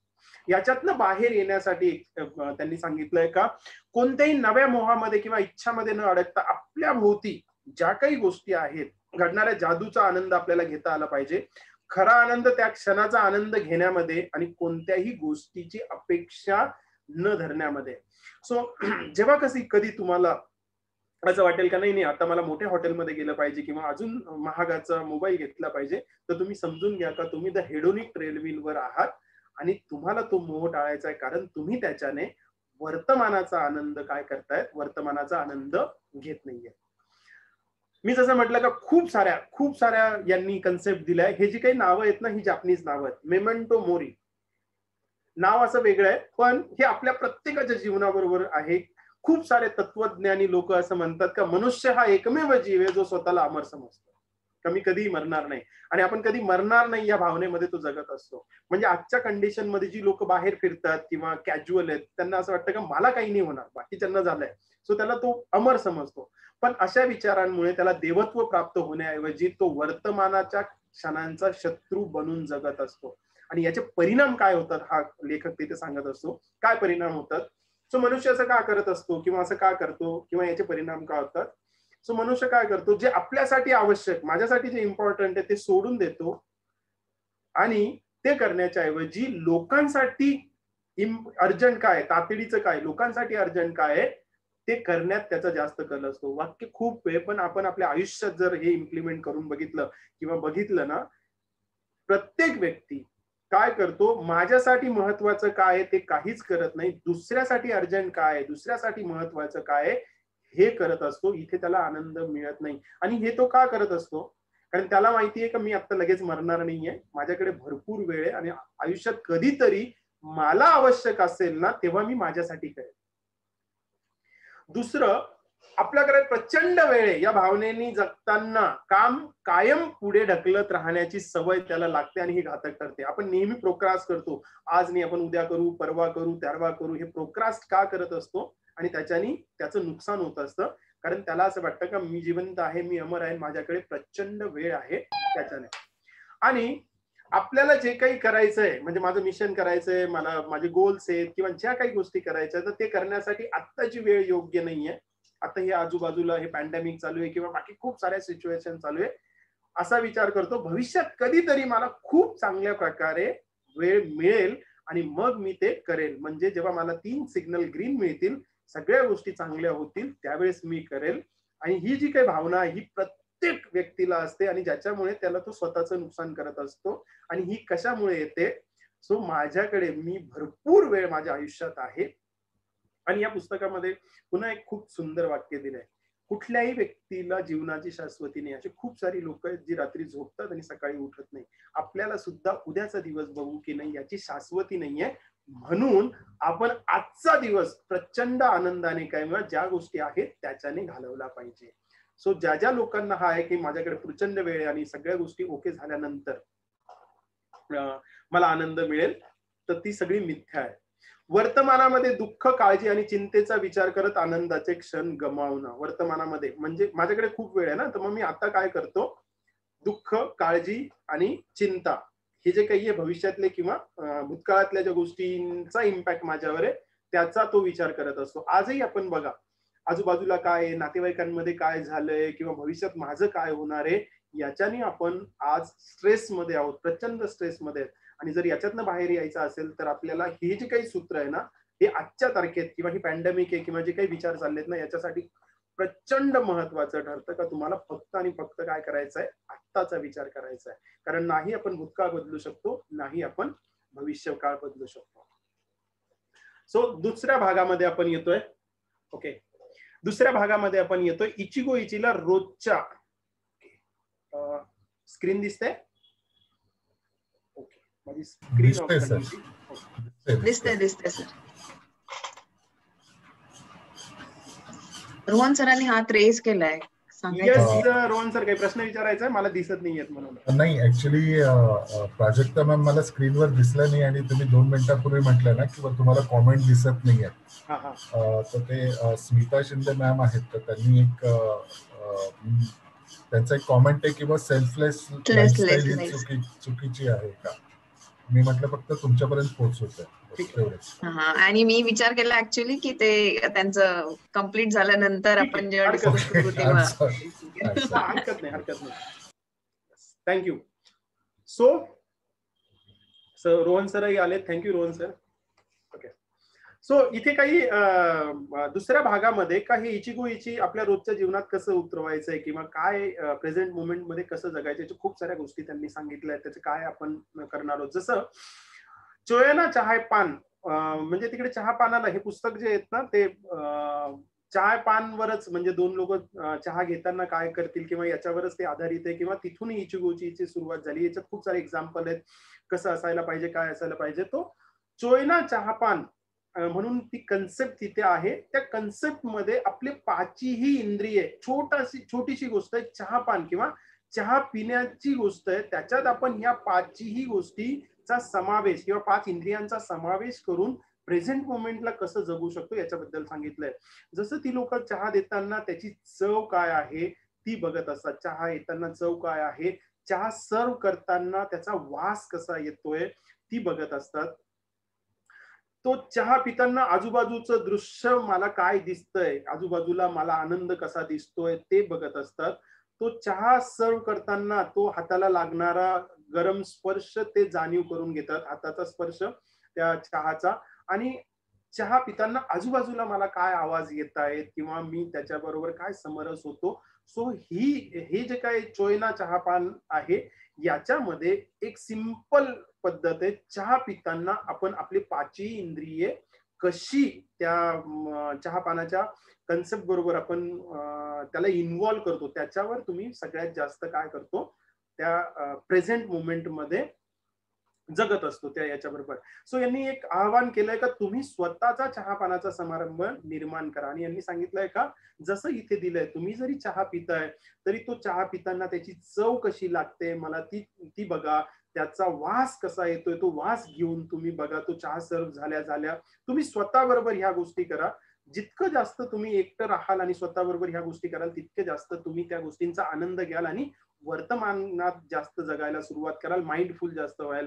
तुम्ही चहा पिताना काय बघतायत, स्पर्श तुम्ही चहाला करून बघा, त्या गरम भांड्याला करून बघा, आवाज आजूबाजूला काय येतात. सो प्रत्येकाला इथे सांगितलंय त्याने की तुमच्या स्वतःचा हा जो काही चहापानाचा समारंभ त्यांनी तिथे सांगितलाय तोच समारंभ तुम्ही काय करू शकता तुमच्या स्वतःबरोबर चहा पिताना करा. एक किंसुगी तत्वज्ञान, द किंसुगी तत्वज्ञान इथे त्यांनी सांगितलंय. जसं वाबी साबी आणि इचिगो इची त्या शब्दांमध्ये होतं का अपूर्णतेतील सौंदर्य पाहण्याची कला. आणि खूप सुंदररित्या हे तत्वज्ञान इथे सांगितलंय. ही कन्सेप्ट अशी आहे का जपानमध्ये जे काही चहा किंवा बाकीचे जे काही भांडी आहेत त्यांना तडा गेला किंवा ती जर फुटली तर त्यांना त्या सोन्याच्या तारेने ते जोडतात. आणि त्या सोन्याच्या तारेने जोडल्यानंतर काही प्रॉडक्ट जे आहेत ते सुरुवातीला जो पूर्णत्व जो होता ना त्याच्यापेक्षाही तो तडा गेलेला किंवा तो जोडलेला प्रॉडक्ट जो आहे किंवा तो चहाचा मग असो किंवा काय त्यांनी एक्झाम्पल पण दिलंय तो त्याच्यापेक्षाही सुंदर दिसतो. सो हे तत्वज्ञान काय सांगितलंय का आपण आपल्या जीवनामध्ये पण आपल्या आयुष्यात अशा काही घटना घडलेल्या असतात की ज्याच्याने आपल्या मनाला पण तडे गेलेले असतात. सो तुम्ही त्या तड्यांना हे जे काही तत्वज्ञान दिले त्याच्याने तुम्ही जोडा. आणि जर त्या अपयशात न शिकलात आणि त्या सगळ्या गोष्टींमध्ये शिकलात तर आयुष्य त्या जे काही पूर्वीचं होतं त्याच्यापेक्षाही सुंदर दिसायला लागेल. नाही का आपण फक्त त्या तड्यांकडे बघून म्हणजे फुटलेल्या ग्लासकडे बघून फक्त आपण अरे रे असं काय झालंय किंवा चिंता करत बसण्यापेक्षा किंवा काळजी करत बसण्यापेक्षा किंवा अश्रू वाहण्यापेक्षा तुम्ही जर हे तत्वज्ञान ज्याप्रमाणे ती सोन्याच्या याच्याने भांडी जोडतात आणि आधीपेक्षाही मोहक बनवतात तसं आपण आपल्या प्रत्येक आयुष्यातला जे काही झालेल्या गोष्टी ज्या काही तडा गेला म्हणजे ज्या काही गोष्टी घडून गेल्या आहेत ज्या काही चिंता किंवा ज्या त्रासदायक आहेत खूप जुन्या गोष्टी आपण कॅरी करत असतो ज्या त्रासदायक आहेत त्या तुम्ही ह्याच्याने पूर्णत्वास नेऊ शकतात आणि आयुष्य आधीपेक्षा सुंदर होईल. सो हे प्रेझेंट मोमेंट मध्ये जर राहायचं असेल तर आपल्याला आपल्या सगळे इंद्रिय जे आहेत ना यांना कामाला लावावं लागेल आणि त्या इंद्रियां आपल्याला प्रेझेंट मोमेंट मध्ये किंवा इची किंवा माइंडफुलचा आपल्याला अनुभव घेता येईल. याच्यामध्ये प्रत्येक इंद्रियाने कसं करायचंय, काय काम करायचंय याचं खूप डिटेलमध्ये सांगितलंय. मी थोडक्यात तुम्हाला सांगतो. आणि ही पहिली ऐकण्याची जी कला आहे ना, ऐकण्याची जी कला ही खूप महत्वाची आहे. प्रत्येक तुम्ही कुठेही जा कम्युनिकेशन मध्ये, किंवा तुम्ही जर समोरच्याला व्यवस्थित ऐकलं तरच त्या प्रेझेंट मोमेंटचा अनुभव घेऊ शकतात. सगळ्या कलांमध्ये ऐकण्याची कला जी ही सगळ्यात महत्वाची आहे. जर तुम्हाला इचिगोईची क्षणांचा आनंद घ्यायचा असेल तर आपल्याला आपली ऐकण्याची कला विकसित करावी लागेल. इथे सांगितलंय का आपली ऐकण्याची कला का विकसित नाहीये, तर आपण समोरच्याला जसंच्या तसं ऐकत नाही. आणि इथे एक सांगितलंय का समोरच्याला जसंच्या तसं ऐकणारी लोक फारच क्वचित आहेत किंवा फार कमी आहेत. मग याचा परिणाम काय होतो, का समोरच्याचं जसंच्या तसं आपण ऐकत नाहीये, तर आपण काही चालण्यात इथे लावत असतो. पहिली तर गोष्ट का आपण समोरच्याला ऐकायला सुरुवात करतो त्यावेळेस आपण पहिले आणत असतो का आपलं त्या व्यक्तीबद्दलचं मत काय ते मध्ये येत असतं. माझं समोरच्या व्यक्तीबद्दलचं मत मला तो जे सांगतोय ते ऐकू देत नाही. दुसरं, तो जो विषय सांगतोय त्याच्याबद्दल मला असलेला पूर्व अनुभव किंवा मला आलेला त्याच्याबद्दलचं माझं पडलेलं मत जे ते परत मध्ये येत असतं, ते पण मला ऐकू देत नाही. तिसरी गोष्ट असे असते का समोरचा जेव्हा बोलत असतो तेव्हा आपण ऐकत नाही, कारण तो जेव्हा बोलत असतो तर मी इकडे तयारी करत असतो का समोरच्या बोलणाऱ्या माणसाला मी काय उत्तर द्यायचं. प्रत्येक व्यक्ती पहिले तर या तिन्ही गोष्टींमुळे ती जी काही व्यक्ती आहे ती व्यक्ती जे बोलते ते तसंच्या तसं आपल्याला मिळत नाही. आणि झेन सिद्धांतामध्ये किंवा झेन टेक्निकमध्ये झोझेन मेडिटेशन आणि झेन मेडिटेशन मध्ये पण हे शिकवलं जातं का प्रत्येक हे झेन मास्टर जे आहेत ना हे त्याच्यामध्ये पारंगत असतात किंवा ते शिकवले जातात. जसंच्या तसं ऐकणं आणि जसंच्या तसं तुम्ही तेव्हाच ऐकू शकता जेव्हा तुम्ही त्या चालण्या बाजूला करतात, काय उत्तर द्यायचं हे बाजूला करू शकतात आणि अनुमान रहित तुम्हाला जेव्हा ऐकण्याची सवय. सो तुम्हाला जर त्या क्षणाचा आनंद घ्यायचा आहे, इथे खूप एक्झाम्पल दिले का चहा पाण्याला 2 लोक आलेत आणि तुम्ही त्या व्यक्तीला पहिल्यांदाच परत पुन्हा कधीही त्या व्यक्तीला भेटणार नाहीयेत असं जर तुम्ही ऐकायला सुरुवात कराल तर तुम्ही नीट ऐकतात. तसंच ही कला विकसित करायची आहे तुम्हाला. सो ऐकण्याला जोपर्यंत तुम्ही जसंच्या तसं ऐकत नाही तोपर्यंत तुम्ही त्या प्रेझेंट मोमेंटला किंवा त्या माइंडफुलनेस मध्ये तुम्ही येत नाही. आणि ही कम्युनिकेशन मधली सगळ्यात महत्वाची गोष्ट लिसनिंग आणि लिसनिंग फॉर, या 2 गोष्टी. मी का ऐकतो आणि मला काय ऐकायचं आहे ते. सो तुम्हाला जर चांगला श्रोता व्हायचा असेल, लिसनिंग नीट करायची असेल तर याच्यासाठी काय उपाय सांगितलाय. चर्चा करण्यासाठी योग्य जागा निवडा. खूप आजूबाजूला गोंधळ असेल किंवा आवाज असेल किंवा टीव्ही चालू आहे, मोबाईल चालू आहे, सो अशी जागा तुम्ही प्रकर्षाने काय करा, टाळा. दुसरं, तुम्ही ज्यांच्याशी चर्चा करता त्यांच्या डोळ्यात बघा. सो आय कॉन्टॅक्टने तुम्हाला लक्षात येईल, त्या व्यक्तीला पण समोरच्याला वाटेल का हो मी या व्यक्तीशी समरस झाले किंवा ही व्यक्ती माझं ऐकते. तुम्ही जर आजूबाजूला बघत असाल तर ती व्यक्ती समजते का मी जे बोलतोय त्यांच्याकडे ह्या व्यक्तीचं लक्ष नाहीये. जेव्हा तुम्ही चर्चा कराल किंवा जेव्हा समोरच्या माणसाला ऐकायला सुरुवात कराल पण ते आय कॉन्टॅक्ट त्या माणसाला त्रासदायक नसायला पाहिजे. सो ते तुम्ही ऐकताय, येस तुम्ही ऐकताय किंवा समरस झालात ह्याप्रमाणे ते आय कॉन्टॅक्ट पाहिजे. निरर्थक विचार टाळा. ज्यावेळेस ती व्यक्ती बोलते त्यावेळेस आपली कावकाव चालू होते किंवा बाकीचे विचार आपल्याला येतात, कारण आपण उत्तर द्यायला किंवा आपला पूर्वग्रह जे काही आहे त्याच्यानुसार बोलत असतो. तर ते विचार जे आहेत आपल्याला ते टाळायचे. जरी आले तरी आपल्याला त्याला प्रेझेंट व्हायचं का नाही हे विचार चुकीचे आहेत, मला ते पूर्ण जसं तसं ऐकू देत नाहीये.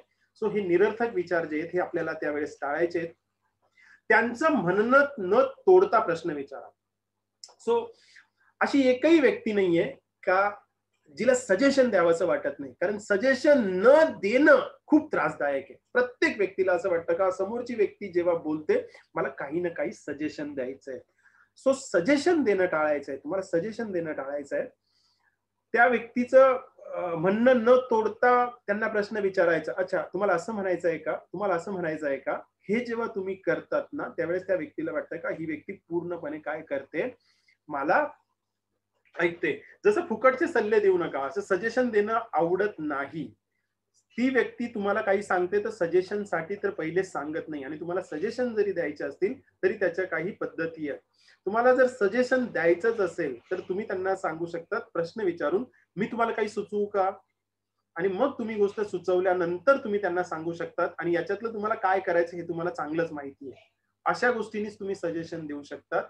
किंवा दुसरं तुम्ही सांगू शकतात का मी जर तुमच्या जागी असतो तर मी असं केलं असतं, मी जर तुमच्या जागी असतो तर मी असं केलं असतं. कारण कुठल्याही व्यक्तीला सजेशन देणं आवडत नाही. जेव्हा तुम्ही एखाद्या व्यक्तीला सजेशन द्यायला जातात तेव्हा त्या व्यक्तीला असं वाटतं का ही व्यक्ती मला मूर्ख समजते का, कारण सिंपल सजेशनही मला समजत नाहीये का. ती व्यक्ती दुसरी याच्यामध्ये जी एखादी व्यक्ती जेव्हा तुम्हाला काही सांगते ना तर त्यांना काहीही सजेशन नको असतात, त्यांना काहीही नको असतात, त्यांना एक आपलं म्हणणं ऐकून घेणारी व्यक्ती हवी असते. जेव्हा तुम्ही त्यांना ती मिळतात ना तेव्हा ती लोक व्यक्त होतात, तेव्हा ती लोक काय होतात, व्यक्त होतात. दुसरी आहे पाहण्याची कला. आपल्या ब्रेन मध्ये ज्या काही गोष्टी जातात ना त्याच्यातल्या 90% गोष्टी ज्या आहेत त्या आपल्या डोळ्यांमार्फत जात असतात. पण किती गोष्टी आपल्यापर्यंत पोहोचतात ते खूपच कमी. कारण पाहणं आणि निरीक्षण करणं यामध्ये प्रचंड फरक आहे. पाहणं आणि निरीक्षण करणं याच्यामध्ये प्रचंड फरक आहे. जसं त्याच्यात एक एक्झाम्पल दिले, अमेरिकेचे एक राष्ट्राध्यक्ष होते, ते इतके समारंभांना जायचे आणि बाकीच्या सगळ्या गोष्टी करायचे. सो एका बक्षीस समारंभामध्ये त्यांनी बक्षीस वाटलं आणि त्यांच्या लक्षात आलं नाही की एका व्यक्तीला जे बक्षीस देतात तो त्यांचा मुलगाच होता. सो ते बघत तर होते पण त्यांचं निरीक्षण नव्हतं. आणि आपल्या आजूबाजूला पण बघा, आपणही अशाच गोष्टी करतो, आपण निरीक्षण करत नाही, सो आपण बघत नाही. सो डोळ्यांसाठी व्यायाम दिलाय का तुम्ही एकांतात असेल तर आजूबाजूच्या गोष्टींचं निरीक्षण करा. आणि एकांतातच खूप जास्त होतात, कारण बाकीचे लोक असेल तर आपण बघण्याबरोबर बाकीच्या सगळ्या क्रिया पण चालू असतात आणि मग आपण त्या गोष्टी निरीक्षण करत नाही तर त्या गोष्टी बघत असतो. सो एकांतात असेल तर तुम्ही आजूबाजूचे रंग बघू शकतात, झाडं बघू शकतात. प्रवासामध्ये असेल तुम्ही तर मग वेगवेगळ्या पाट्या, वेगवेगळे शहर, वेगवेगळ्या बिल्डिंग तुम्ही बघू शकतात. लोकांना भेटताना पण तुम्ही ते निरीक्षण करू शकतात का ह्या व्यक्तीने कसे शर्ट घातले, काय याचा अटायर आहे, हा बोलताना हावभाव काय करतो, हास्य कसं आहे, या सगळ्या गोष्टी तुम्ही काय करू शकतात त्या बघू शकतात. हे डोळ्यांसाठी व्यायाम आहे.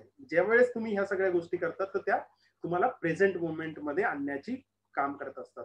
स्पर्शाची किमया, ह्याच्यामध्ये सगळ्यात महत्वाची गोष्ट त्यांनी सांगितली स्पर्श.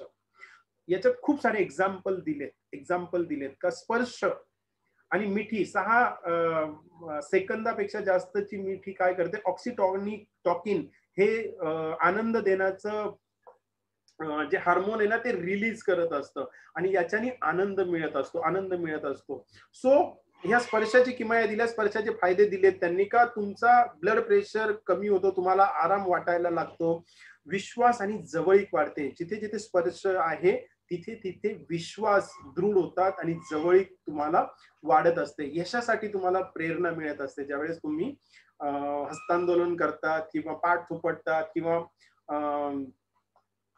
स्पर्श करून तुम्ही जे काही मोटिवेट करतात त्याच्यासाठी त्यांना यशासाठी अजून जास्त काय होत असते, प्रेरणा मिळत असते. नातेसंबंधातील दृढता, रिलेशनशिप खूप स्ट्रॉंग बनत असतं स्पर्शाने. स्पर्शाचे हे फायदे दिलेत आणि त्याचे अनुभव त्यांनी घ्यायला लावलेत. मनस्थिती खूप छान होते. ज्यावेळेस एखाद्याची वाईट मनस्थिती असेल त्यावेळेस आपण हात फिरवणं किंवा हग करणं जे काही आहे त्याच्याने ती मनस्थिती सुधारते. आणि इथे या पुस्तकामध्ये सांगितलंय का तुम्ही वारंवार हे स्पर्श करून, कारण स्पर्शाचे जितके फायदे सांगितले तितके दुसरे कुठल्याही याचे फायदे नाही आहेत. आपली जर मनस्थिती किंवा आपल्याला आनंद आणि सकारात्मकता पाहिजे असेल दुसऱ्यामध्ये किंवा काय, तर ह्या गोष्टीचा वारंवार तुम्हाला उपयोग करायचा आहे. स्वाद घेण्याची कला. सो आतापर्यंत आपण म्हणजे आपलं जे काही जसे जसे आपण वाढत चाललोय किंवा आपण इतके सारे वर्षानुवर्षापासून आपलं रिव्होल्युशन झालंय, तर खाद्य संस्कृती पण तशी बनली आहे, पण आपल्याला आहे ना त्याचा अविस्मरणीय आनंद आतापर्यंत घेता येत नाहीये किंवा इतक्या सगळ्या गोष्टी आहे, कारण आपण ही स्वाद घेण्याची जी कला आहे ना ती अजून शिकलेलो नाहीये. सो हे जग एक सफरचंद आहे. व्हिएतनामी संत थिच नाट यांचं एक एक्झाम्पल यांनी दिलंय का, त्यांनी सांगितलंय का तुम्ही सफरचंद खाताना सफरचंद हे एक जग आहे, हे बाकीचं जग सोडून तुम्ही जेव्हा त्याचा आनंद घ्याल ना त्यावेळेस तुम्हाला खरी मजा त्याच्यात येईल. मग त्यावेळेस टू डू लिस्ट आहे, काय काम करायचे, ह्या सगळ्या गोष्टी तुम्ही विसरून जायला पाहिजे. आणि मग त्यांनी एक प्रोसेस दिली आहे का तुम्ही सफरचंद जे आहे ते स्वाद घेताना कसं खाल्लं पाहिजे, त्याचा आनंद कसा मिळवला पाहिजे प्रेझेंट. मग त्यांनी सांगितलं डोळ्यावर तुम्ही पट्टी बांधा, ते सफरचंद हातात घ्या, त्याचं वजन बघा, त्याचा वास घ्या. स्वाद आणि वास ही एक खूप छान कॉम्बिनेशन आहे की जो खूप अप्रतिम आनंद आपल्याला देत असतो. मग तो वास घेतल्यानंतर त्याचा एक तुकडा तुम्ही तोडा आणि तो म्हणजे तोंडामध्ये त्या लाळेबरोबर त्याचा आनंद कसा मिळतो. आणि अशा प्रकारे एक एक घास खाताना तुम्ही तो सगळ्या अवयवांचा किंवा सगळ्या गोष्टींचा तुम्ही तो आनंद घेऊन तो जेव्हा खातात ना, त्यावेळेस हे तुम्हाला जाणवेल का मी अप्रतिम प्रकारचं अन्न घेतोय किंवा अप्रतिम प्रकारचं जेवण करतोय. सो खूप सारी लोक जेवण करताना खूप साऱ्या गोष्टी बाकीच्या करत असतात आणि तो जो काही जेवणातला आनंद आहे किंवा प्रत्येक घासातला आनंद तो घेत नाहीये. सो यांनी सांगितलंय का हे जे काही आनंद आहे ना, हा आनंद घेत राहा. यांनी अजून एक सांगितलं सुगंध घेण्याची कला. आपल्याला रिमेंबर होतं, काही गोष्टी आठवतात. आपण जे बघतो त्याच्यातल्या 3% गोष्टी आपल्याला आठवतात. आपण जे काही ऐकतो ते जुन्या फक्त 5% गोष्टी आपल्याला आठवतात. पण जेव्हा आपण वास घेतो आणि त्या वासाशी निगडीत ज्या गोष्टी असतात त्याच्यातल्या 35% गोष्टी आपल्याला आठवत असतात. आपण 10,000 पेक्षाही जास्त वेगवेगळ्या प्रकारचे सुगंध घेऊ शकतो आणि तेवढं काम म्हणजे इतकं मोठ्या प्रमाणात आपल्याला हे लाभलेलं आहे.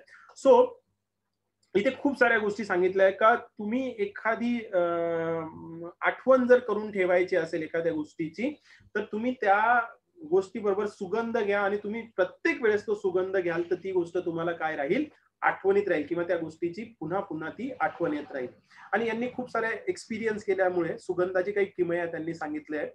काही लोकांना, तणावपूर्ण लोकांना त्यांनी काय केलं, देवदार वृक्षाचं जे वन आहे त्याच्यात त्यांनी फिरायला पाठवलं तर त्यांचा तणाव कमी झाला, स्ट्रेस कमी झाला. आणि ज्या लोकांना खूप जास्त स्ट्रेस होता त्यांच्यामध्ये हा परिणाम खूप मोठ्या प्रमाणात बघायला मिळाला.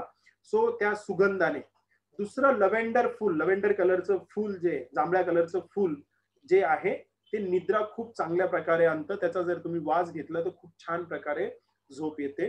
तिसरं त्यांनी सांगितलं पुदिना आणि एकाग्रता. म्हणजे US मध्ये काही स्टुडंट जे आहेत हे पुदिन्याचा वास घेतात कारण त्यांची एकाग्रता वाढत असते. याच्यावर खूप सारा रिसर्च झालाय. सो ही सुगंधाची क्रिया सुद्धा तुम्ही काय करू शकतात, अंमलात आणू शकतात. शेवटच्या याच्याकडे भाग 3 इचिगो इचीचं लहानसं विद्यालय. आणि मग हिच्यात त्यांनी इचिगो इचीचे 10 सिद्धांत सांगितले. हे 10 सिद्धांतानंतर आपलं हे प्रेझेंटेशन बंद होतं. पण ह्या पुस्तकामध्ये प्रत्येक पानावर खूप साऱ्या कन्सेप्ट ज्या मला इथे प्रत्येक याला आणता नाही आल्या, पण हे पुस्तक जे आहे ना प्रत्येक पानावर आपल्याला एक नवी प्रचिती देते, आपल्याला एक नवी ओळख देते आणि प्रत्येक वेळेस आपल्याला ते वर्तमानात का राहायचंय याचा अनुभव देते. सो माझी रिक्वेस्ट असेल सगळ्यांनी, हे पुस्तक आपल्या घरात पाहिजे. हे पुस्तक गिफ्ट द्यायला पण छान आहे, नाव काहीही असो, पण ह्या पुस्तकामध्ये अप्रतिम गोष्टी सांगितलेल्या आहेत. सो इचिगो इचीचे 10 सिद्धांत काय सांगतात ते आपण बघणार आहोत. पहिला सिद्धांत आहे विशेष क्षणांना पुढे ढकलू नका. जसं शंभलाचं द्वार बंद होईल ते परत उघडणार नाही, आपल्याला आयुष्यभर शिकार करण्याची वेळ येईल. हा गेलेला क्षण जो आहे परत कधीही येत नाही. जीवन हे आत्ता किंवा कधीच नाही हे दोनच पर्याय देतात. सो जीवन हे आत्ता आणि कधीच नाही हे पर्याय, दोनच पर्याय देतात. तर मग आत्ता जीवन आहे, तर मग आत्ता मला प्रत्येक क्षण मला काय करायचं आहे, मला जगायचं आहे. सो हे जे काही विशेष क्षण आहे यांना पुढे ढकलू नका. मी पुढे कधीतरी सेलिब्रेट करेल किंवा पुढे कधीतरी काम करेल, नो, आत्ताच. हे तुमच्या आयुष्यात फक्त एकदाच घडणार आहे या भावनेने जगा. म्हणजे जसं रात्री मला शाश्वती नाही मी उद्याचा दिवस बघेल की नाहीये, मला खरोखर शाश्वती नाही उद्या काय घडणार आहे. सो आयुष्यात ही जी काही हा जो मोमेंट आलाय हा माझ्याकडे आत्ताच आलाय. सो मला हा मोमेंट काय करायचंय, ह्या भावनेने जगायचा का परत मला आयुष्यात ही गोष्ट येणार नाहीये. तिसरं, वर्तमानामध्ये जगा. सो माझ्या भीती वाटत असेल तर मी परत मागे येईल. मला चिंता वाटत असेल, भूतकाळाबद्दल विचार करत असेल, मी परत येईल. वर्तमानामध्ये जगा, कारण प्रेझेंट मुवमेंट मध्येच आपण जीवन जगत असतो. ना भूतकाळात जगतो ना भविष्य काळात जगतो. पूर्वी कधीही न केलेली गोष्ट करा. पूर्वी कधीही न केलेली. आईन्स्टाईन सांगत असतात की एकच गोष्ट तुम्ही परत परत केली तर तेच रिझल्ट मिळतात. सो तुम्हाला जर आयुष्यात काहीतरी नाविन्यपूर्ण पाहिजे असेल तर तुम्ही नवीन नवीन गोष्टी ट्राय करा किंवा नवीन नवीन गोष्टी करा. याच्याने तुमची क्रिएटिव्हिटी वाढते आणि तुम्हाला नवीन गोष्टी सुचतात. झाझेनचा सराव करा, म्हणजे मेडिटेशन करा. मेडिटेशन ही एकमेव गोष्ट आहे की जी तुम्हाला प्रेझेंट मोमेंट मध्ये पुन्हा पुन्हा ती काय करते, प्रेझेंट मोमेंट मध्ये आणत असते. तुमच्या पंचेंद्रियांमध्ये माइंडफुलनेस वापरा. जसं आत्ताचं एक्झाम्पल होतं, चहा पिताना ती लोक पंचेंद्रिय वापरतात किंवा कुठली गोष्ट करताना पंचेंद्रिय. आपल्याला प्रत्येक गोष्ट करताना आपल्या पंचेंद्रियांचा वापर करायचा. ज्यावेळेस आपण ही पंचेंद्रिय वापरू त्यावेळेस आपल्याला माइंडफुलचा एक्झाम्पल किंवा माइंडफुलचा अनुभव येणार आहे. योगायोगाकडे पहा, योगायोग पहा, योगायोग पहा. याच्यात खूप सारी एक सिंपल टेक्निक पण सांगितली, कन्सेप्ट. सिंक्रोनोसिटीचा उपयोग करा. सिंक्रोनोसिटीचा उपयोग करा म्हणजे दैनंदिन आयुष्यात येणाऱ्या, दैनंदिन दिवसात किंवा आयुष्यात येणाऱ्या तुम्ही योगायोग येणाऱ्या गोष्टी जर लिहित गेलात, रोज संध्याकाळी लिहित गेलात, तर त्या गोष्टी किंवा योगायोग किंवा चांगल्या गोष्टी येण्याचं प्रमाण तुमच्याकडे जास्त असतं. ही एक कन्सेप्ट त्यांनी सांगितली. सो योगायोग पाहायला सुरुवात करा, योगायोग लिहायला सुरुवात करा. अशा अपॉर्च्युनिटीज किंवा ह्या सगळ्या गोष्टी मोठ्या प्रमाणात तुमच्याकडे यायला सुरुवात होईल. प्रत्येक भेटीगाठीला समारंभाचं रूप द्या. प्रत्येक व्यक्ती जी काही ती महत्वाची ती पुन्हा भेटणार नाहीये, ह्या पद्धतीने आपण त्या व्यक्तीला भेटायला पाहिजे आणि तो एन्जॉय करायला पाहिजे. तो समारंभ म्हणूनच तुम्ही काय करायला पाहिजे, करायला पाहिजे. जे आयुष्यात आहे ते जर तुम्हाला आवडत नसेल तर दुसरं काहीतरी करा. मगासारखंच वेगळं काहीतरी. जे तुम्हाला आवडत नाहीये, ते जर तुम्हाला आवडत नसेल, जे काही काम करताय ते करत नसाल तर काहीतरी वेगळं तुम्ही करायला पाहिजे सांगतो. आणि विशेष क्षणांना ओळखायला शिका. ही एक म्हणजे जसं कुठलीही गोष्टीमध्ये वेगळंपण काय आहे, या विशेष क्षणांना तुम्हाला काय करायचंय, ओळखायला सुरुवात करायची आहे.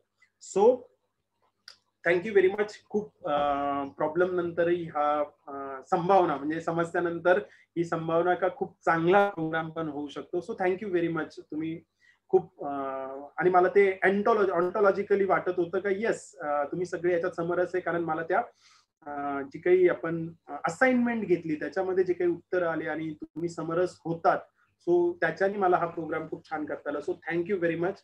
नाव तुम्ही मला प्रश्न विचारू शकतात किंवा काही गोष्टी शेअर करू शकतात. नाव dais is yours. Thank you. Thank you. Hello. Yes Prashant sir, thank you very much sir. खूप मस्त सेशन होता आणि खूप काही नवीन शिकायला मिळत आहे आम्हाला. मला फक्त एक विचारायचं होतं, आता जो तुम्ही सांगत होते ना 10 ज्या कन्सेप्ट सांगत होते त्याच्यातला जो 6वा कन्सेप्ट होता, आवाज येतोय सर माझा? येस येस आवाज येतोय. हा, त्याच्यातला जो 6वा कन्सेप्ट होता की 5 सेन्सेसला तुम्ही माइंडफुलनेस साठी वापरा.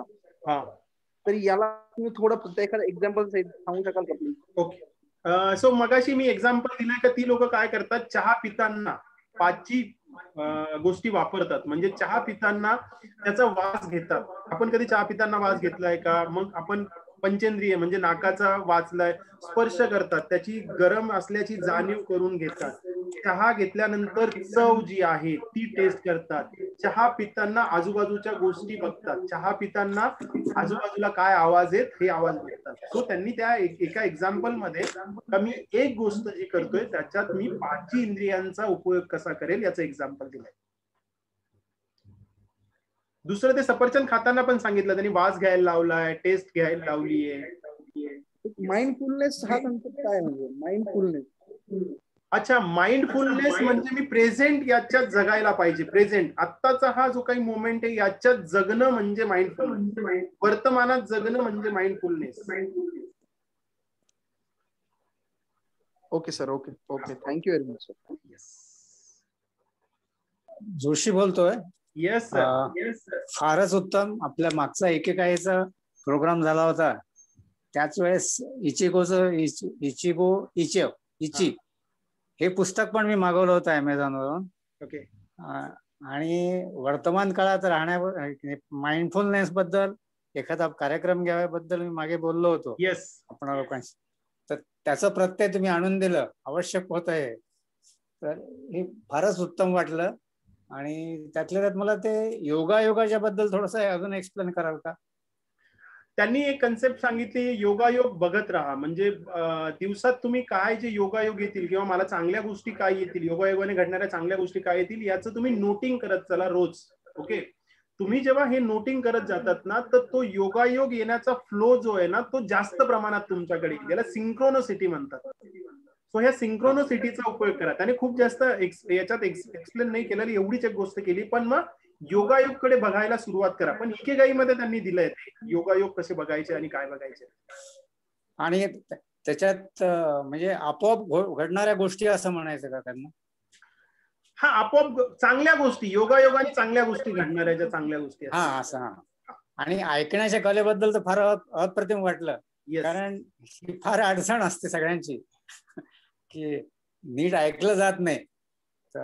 आणि वर्तमान काळात आणि एवढ्या टेक्निक दिलेल्या आहेत की फारच आणि उत्तम रीतीने तुम्ही समजावून सांगितलं. तुमचं जयेश, तुमच्या टीमचं आणि तुमचं कौतुक आहे, अभिनंदन आहे.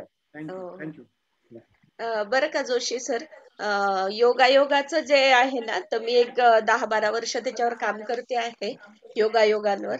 तर त्याच्यामध्ये मला असं जाणवलं आहे की योगायोग म्हणत म्हणत म्हणत आपण शेवटी विचार करायला लागतो की नक्की हा योगायोग होता की मी विचार केलेला होता हा कधीतरी आणि ते घडलेलं आहे. तर असं हे सबकॉन्शियस माइंडवर शेवटी हा विषय येऊन टपकतो. म्हणून कदाचित ह्या पुस्तकात त्याने लिहिलेलं आहे की लिहा तुम्ही, आणि मग आपल्याला आपण आठवतो की अरे हे तर मी विचार केलेला होता असा कधीतरी, पण मी तो विचार सबकॉन्शियस मध्ये टाकून विसरून गेलो होतो बाबा, आणि ते घडलेलं आहे. तर ती एक कदाचित अर्थ असू शकेल या योगायोगाचा, असं मला वाटतं.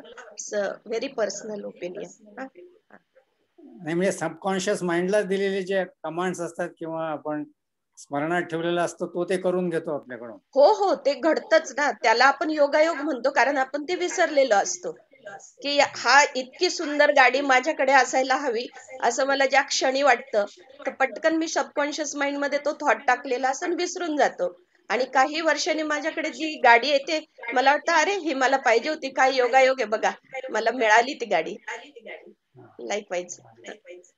हेमंत सर जास्त चांगलं सांगतील, हे करेक्ट आहे का नाही माहित नाही, तुम्ही जरा करेक्ट. आपण याच्यामध्ये जातो. आपण योगायोग तुम्ही जे सांगताय ना ते लॉ ऑफ अट्रॅक्शन मध्ये गेलंय. योगायोग म्हणजे जयेश सर आणि माझं एकत्र येणं आणि हा कार्यक्रम चालू होणं. सो त्याच्या आधी मी कधी असा विचार केला नव्हता का अशी एखादी व्यक्तीला आम्ही दोघं अशा प्रकारचे कार्यक्रम चालू करू. हा योगायोग आहे. येस, रोहन सर हसले, म्हणजे माहित नाही मला. May be. ओके. कोइन्सिडन्स का मग? कोइन्सिडन्स. ओके.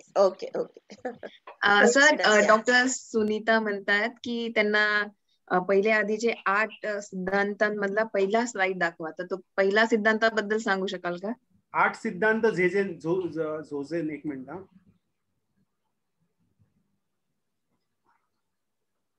इचिगो इचीचा सिद्धांत 10 का पहिले 8 वाले? एक मिनिट. सॉरी, पहिले आधीचे 8. अच्छा, आधीचे 8 ना. एकच मिनिट घेतो मी.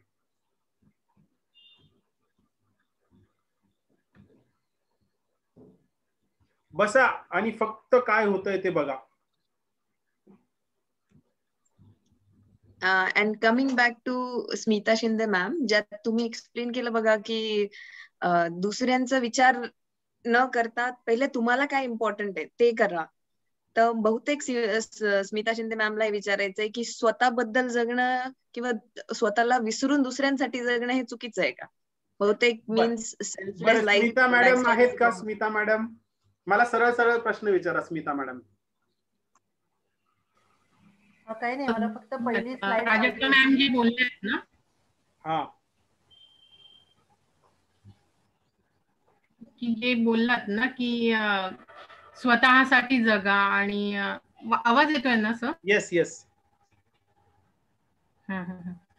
जी स्लाइड आली ना सर की तुम्ही दुसऱ्यांसाठी विचार न करता स्वतःला जे आनंद देणार आहे त्याच्यासाठी जगा. तर त्याच्यात मग ते सेल्फलेस लाईफस्टाईल जी आपण म्हणतो, मग ती रॉंग आहे का? नाही, मला कुठल्या याच्यात आलं होतं ते सांगा मॅडम. कारण सेकंड स्लाइड होती की स्वतःला आनंद देण्यासाठी जगा. सेकंड का थर्ड स्लाइड होती प्राजक्ता मॅम ना? सेकंड स्लाइड होती. आय थिंक फर्स्ट 8 मधली सेकंड साइड. आपण तुम्ही असं एक्सप्लेन केलं होतं की आपण दुसऱ्यांना काय हवंय, आपल्याला ज्या करण्यापेक्षा दुसऱ्यांना जे हवंय त्याला प्रेफरन्स देतो. आणि ओके, एक्झाम्पल देतो मी, त्याचं एक्झाम्पल देतो का माइंडफुल नसल्यानंतर आहे ना, माणसाला असं वाटतं की माझ्याकडे भरपूर वेळ आहे, तेव्हा माणूस काय करतो, दुसऱ्याचं आपलं स्वतःचं महत्वाचं सोडून दुसऱ्याला काय अर्जंट आहे ते बघतो. बघा, महत्वाचं आणि अर्जंट समजून घ्या. जसं मी एक्झाम्पल देतो का आता कोरोनाची कंडिशन आहे किंवा काय आहे, तर मी आता मला महत्वाचं काय तर मला काही नियम पाळणं गरजेचं आहे. पण मी आता काय करतो, तर माझ्या कंपनीची एखादी ऑर्डर आहे अर्जन्सीची, त्याची अर्जन्सी का झाली तर त्याने वेळेवर काम नाही केलं म्हणून, तर मी काय करतो, माझं महत्वाचं सोडून देतो आणि त्याच्या अर्जन्सीसाठी काम करतो. हा कॉन्टेक्स्ट आहे. आपण आजूबाजूला पण बघा, मी इथे घरच्यांचं किंवा हे नाही सांगितलं, हा दुसऱ्यांचं महत्वाचं नाही म्हटलं मी, दुसऱ्यांचं अर्जंट. ह्या कन्सेप्ट मध्ये काय होतं का मनुष्य स्वतःचं महत्वाचं काय आहे हे सोडून देतो आणि दुसऱ्याचं अर्जंट काय आहे त्याच्या मागे लागतो, कारण आपल्याकडे खूप वेळ आहे किंवा आपण माइंडफुल जगत नाही, अशी कन्सेप्ट आहे ती. स्मिता मॅडम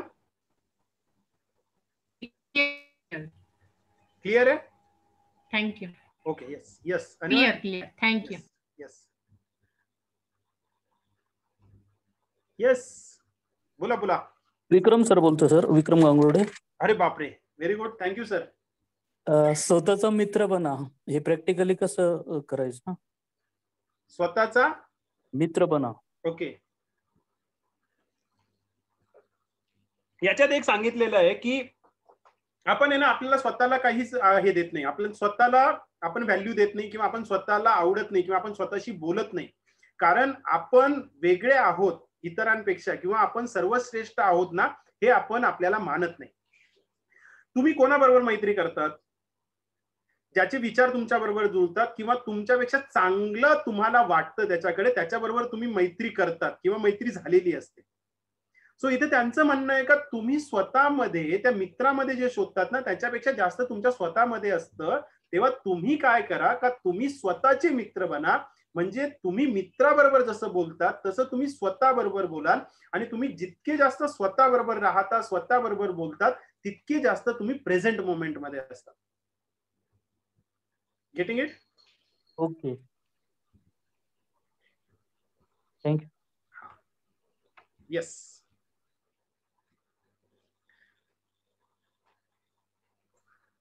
सर माझा एक क्वेश्चन होता. येस, आपण आता यात सांगितलंय की ह्या क्षणामध्ये राहायचं, प्रेझेंट मध्ये राहायचं, ठीक आहे, भविष्याचा विचार नाही करायचा, भविष्यात नाही जायचं, मागे नाही जायचं. पण आपण बऱ्याच याच्यामध्ये पण हे पण बघतो की एखादं ध्येय अचीव्ह करायचं असेल तर आपल्याला प्लॅनिंग करावी लागते, राईट? मग त्या प्लॅनिंग साठी थोडासा पुढचा विचार करून त्यानुसार सगळं प्लॅन करावं लागतं. तर मग ते कुठेतरी आपण भविष्याचा विचार करतोच ना, म्हणजे प्रत्येक वेळेस त्याचं डिवायडेशन कसं करता येईल? म्हणजे ती कन्सेप्ट पण महत्वाची आहे, कारण ध्येय नसेल तर तुम्ही त्या लाईन वरती राहणार नाही, खूप साऱ्या आपल्याला डिस्ट्रॅक्शन असतात, त्याच्यामध्ये विल गेट लॉस्ट. सो ते पण महत्वाचं आहे, पण प्रेझेंट मुवमेंट मध्ये राहणं पण महत्वाचं आहे. तर ते थोडं कन्फ्युजन आहे. इथे त्यांनी काय सांगितलंय का प्रेझेंट मध्ये राहा, चिंता किंवा भीती जी आहे ना ती भविष्यात घेऊन जाते. तुम्ही ते अचीव करत नाहीत याची भीती बाळगतात किंवा त्याची चिंता करतात म्हणजे प्रेझेंट मध्ये नाही राहतात. तुम्ही तो प्लॅनिंग करतात आणि याच्याप्रमाणे चिंता न करता काम करतात म्हणजे तुम्ही प्रेझेंट मध्ये राहतात. त्यांचं असं म्हणणं नाहीये, समजून घ्या. तुम्ही प्लॅनिंग करायचं नाही किंवा ध्येय ठरवायचं नाही. त्यांनी तर असं सांगितलं ना, आयुष्यात मिशन पाहिजे आणि प्रेझेंट मध्ये पाहिजे. सो आपला प्रॉब्लेम काय माहितीये का, आपण ते ध्येय ठरवतो, त्याची चिंता करत बसतो म्हणजे आपण भविष्यात आहे. आपण काम जर केलं, ऍक्शन घेतल्या तर आपण वर्तमानात आहे. Getting it? Yes, thank you. Yes, कोणीतरी आहे 17F8, त्यांचं नाव नाहीये, ते म्हणतात की 9 सिद्धांत इचिगो इचिचे सांगा. 9 सिद्धांत आय गेस लास्ट वाले मे बी मेन्शन करत असतील ते. ओके,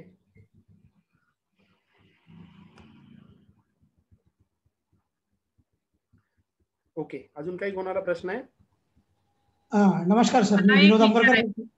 ओके, हा प्रश्न विनोद अंबरकर बोलतो. येस विनोद सर. नाशिकवरून बोलतो सर मी.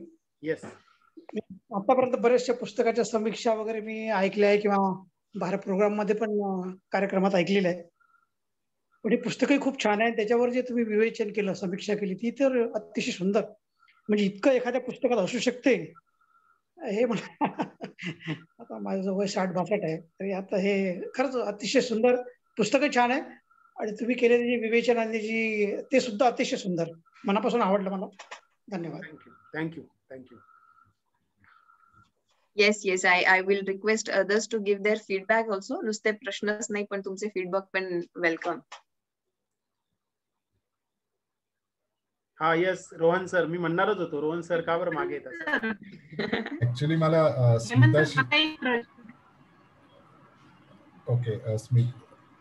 स्मिता शिंदे मॅमने जो प्रश्न विचारला होता ना सेल्फलेसनेसचा, तर त्या बाबतीतलं माझं शेअरिंग आहे. आणि मला त्यांना हे चेक करायला पण सांगायचं. काय होतं, जसं आता गांगुर्डे सरांनी एक प्रश्न विचारला किंवा स्वतःचा मित्र कसं बना, तर किंवा बना म्हणजे नक्की काय. तर ऍक्च्युली तुम्ही जे सांगितलं की आपण स्वतःचीच कदर करत नाही, आपण स्वतःबद्दल नीट बोलत नाही.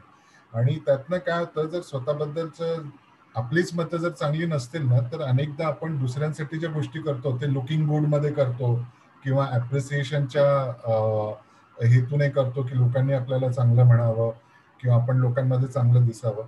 आणि अनेकदा आपण यात ना वाहवत जातो अक्षरशः. आणि मला स्मिता मॅमला ते फक्त हे करायचं की तुम्ही एकदा चेक करून बघा की तो खरंच सेल्फलेसनेस आहे की आपण अशा पद्धतीने आपण या काही गोष्टी करतोय. कारण काय होतं की मी माझ्या आयुष्यातली स्वतः अशी 2 वर्ष अक्षरशः वाया घालवलेली आहेत की म्हणजे माझे मामे भाऊ होते, त्यांचं काही इश्यूज झाले होते आणि कोर्ट केसेस वगैरे होत्या. आणि ही वॉज एक्सपॉन्डिंग आणि he was with us at Nashik.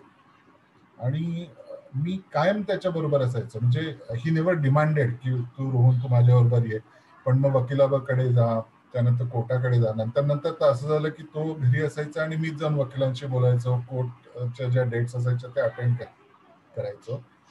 आणि नंतर माझ्या ते लक्षात आलं की मी माझ्या आयुष्यातली खूप महत्वाची 2 वर्ष वाया घालवलेली. आणि होतं काय की माझा वैयक्तिक अनुभव असा आहे की नंतर ती लोक विसरून जातात.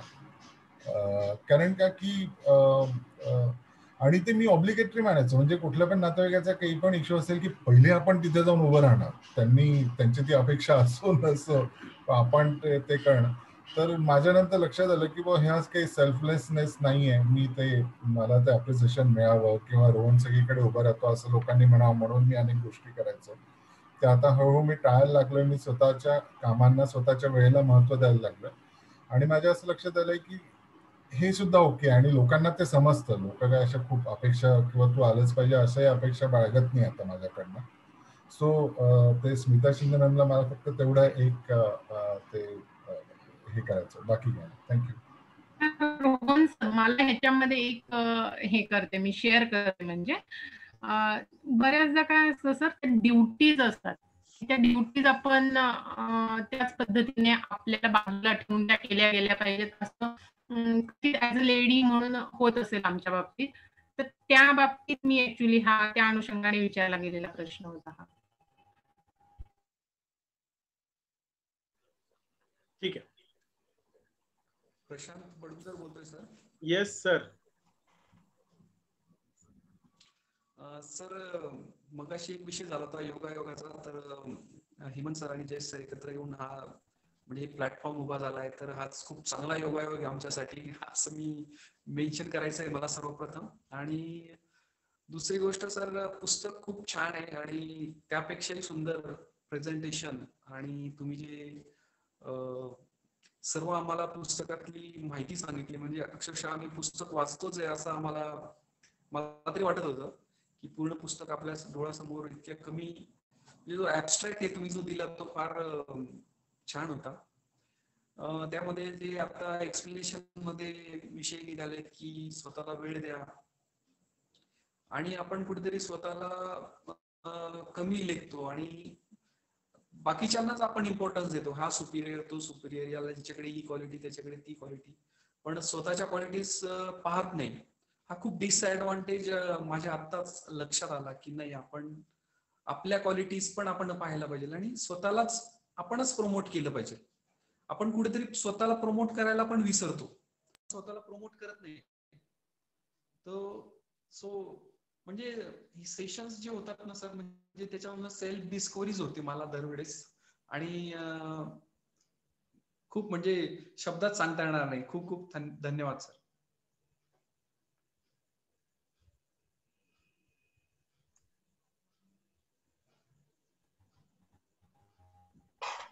सर माझा नक्की नक्की बोला बोला please.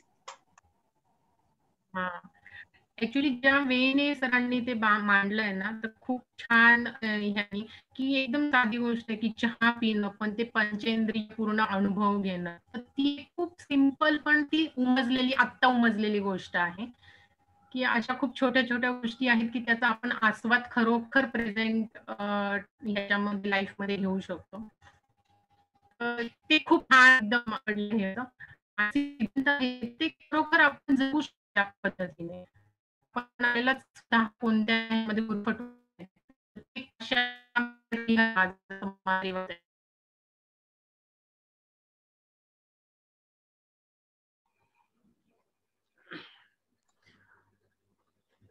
Yes. So Yogesh Patil sir, आमचे योगेश पाटील सर आहेत का? ते फोटो नाहीये, चेहरा नाहीये म्हणून. नाही सर, नाही सर, मी केकवॉकचा स्टुडंट आहे ना. अच्छा, ओके ओके, ठीक आहे. Thank you thank you. Yes yes. Anyone else? कोणी आहे? मी करू शेअर. ऍक्च्युली तुम्ही जे 4 पहिले टॉपिक एक्सप्लेन केले, ज्याच्यामुळे आपण वर्तमानात राहत नाही, राग, दुःख, भीती, आनंद, खूप खूप सोपं आहे. म्हणजे तुम्ही जसं एक्सप्लेन केलं तसं समजलं की अरे हे खूप सोपं आहे. पण त्या मोमेंटला जेव्हा राग येतो तेव्हा हे लक्षात येत नाही की अरे आपण चाललोय तिकडे, परत येत नाही. त्यामुळे ते जे अवेअरनेस ऑफ दॅट थिंग, ह्या 4 गोष्टी आहेत ज्या तुम्हाला वर्तमानात ठेवायला मदत करतील. हा जो अवेअरनेस जो मिळालाय आज मला, I am very happy for that. आणि भीतीचं जे ओरिजिन तुम्ही सांगितलं की पूर्वी म्हणजे जेव्हा आधी मानव वगैरे असतील, जे जनावरांपासून बचाव करण्यासाठी भीती मनामध्ये येत होती. म्हणजे इन शॉर्ट असं आहे की आपल्या मनामध्ये किंवा आपल्यामध्ये जे इमोशन्स येतात, फिलिंग्स असतात, ते इतके फ्लेक्झिबल आहे की ते तुमच्या ऍक्च्युली फायद्यासाठी पण आहे जर तुम्ही त्याचा योग्य वापर केलात. कारण तेव्हा जनावरांपासून म्हणजे स्वतःचा सांभाळ करण्यासाठी भीती होती, पण आता आपलं सिच्युएशन चेंज झाली, प्रगत झाल्यामुळे पण ती भीती तशीच आहे. पण तिचं मॅनिप्युलेशन कुठेतरी आपण दुसऱ्या गोष्टींसाठी करतो. तर तो एक अवेअरनेस मला यातून मिळाला. आणि ती जी टेस्ट होती, त्या टेस्ट मध्ये मला असं कळालं की मी इकिगाई पुस्तक वाचल्यामुळे ती टेस्टचा रिझल्ट माझा कमी आलाय. नाही तर ती टेस्ट माझी पण 8-9 मध्येच असते. So that is also best thing to remember. आणि चहा पाण्याचं जे ते सांगितलं, टी पार्टी, म्हणजे स्वतःच बरोबर. मोस्टली आपल्याला लागतात की चल कोणीतरी सोबत पाहिजे चहासाठी, पण आता असं आहे की स्वतःची सोबत करून तुम्ही स्वतःला एंटरटेन करू शकता, ह्या गोष्टीवरती फोकस करून. सो ह्या सगळ्या तुमच्या प्रेझेंटेशन मध्ये तुम्ही ज्या पॉइंट्स काढलेत, खूप सारे नवीन वर्ड्स कळाले आहेत. जापनीज म्हणजे एक प्रकारची नवीन लँग्वेजचं इंट्रोडक्शन आहे. त्याचं नाव काही पण असो, पण पुस्तक खूप छान आहे, असं जे तुम्ही म्हणाला ते मला अगदी पटलं. आणि तुम्ही ज्याप्रमाणे एक्सप्लेन केल्या आहेत सगळ्या गोष्टी, छोटे छोटे कॉन्सेप्ट, छोटे छोटे उदाहरण देऊन एकदम व्यवस्थितरित्या समजलंय ते. आणि I am very happy and I will give it a try sure. Thank you. Thank you. So मला एक छोटीशी गोष्ट एक्सप्लेन करायची. तुमच्या याच्यातनं जी भीती जी आहे ना, पूर्वी आपल्याला जनावरांपासून वाटायची, तर ते काय होतं, फिजिकली आपल्याला तिथे सेव्ह करण्यासाठी ती व्हायची आणि मग ते हार्मोन सिक्रेट वगैरे व्हायचे.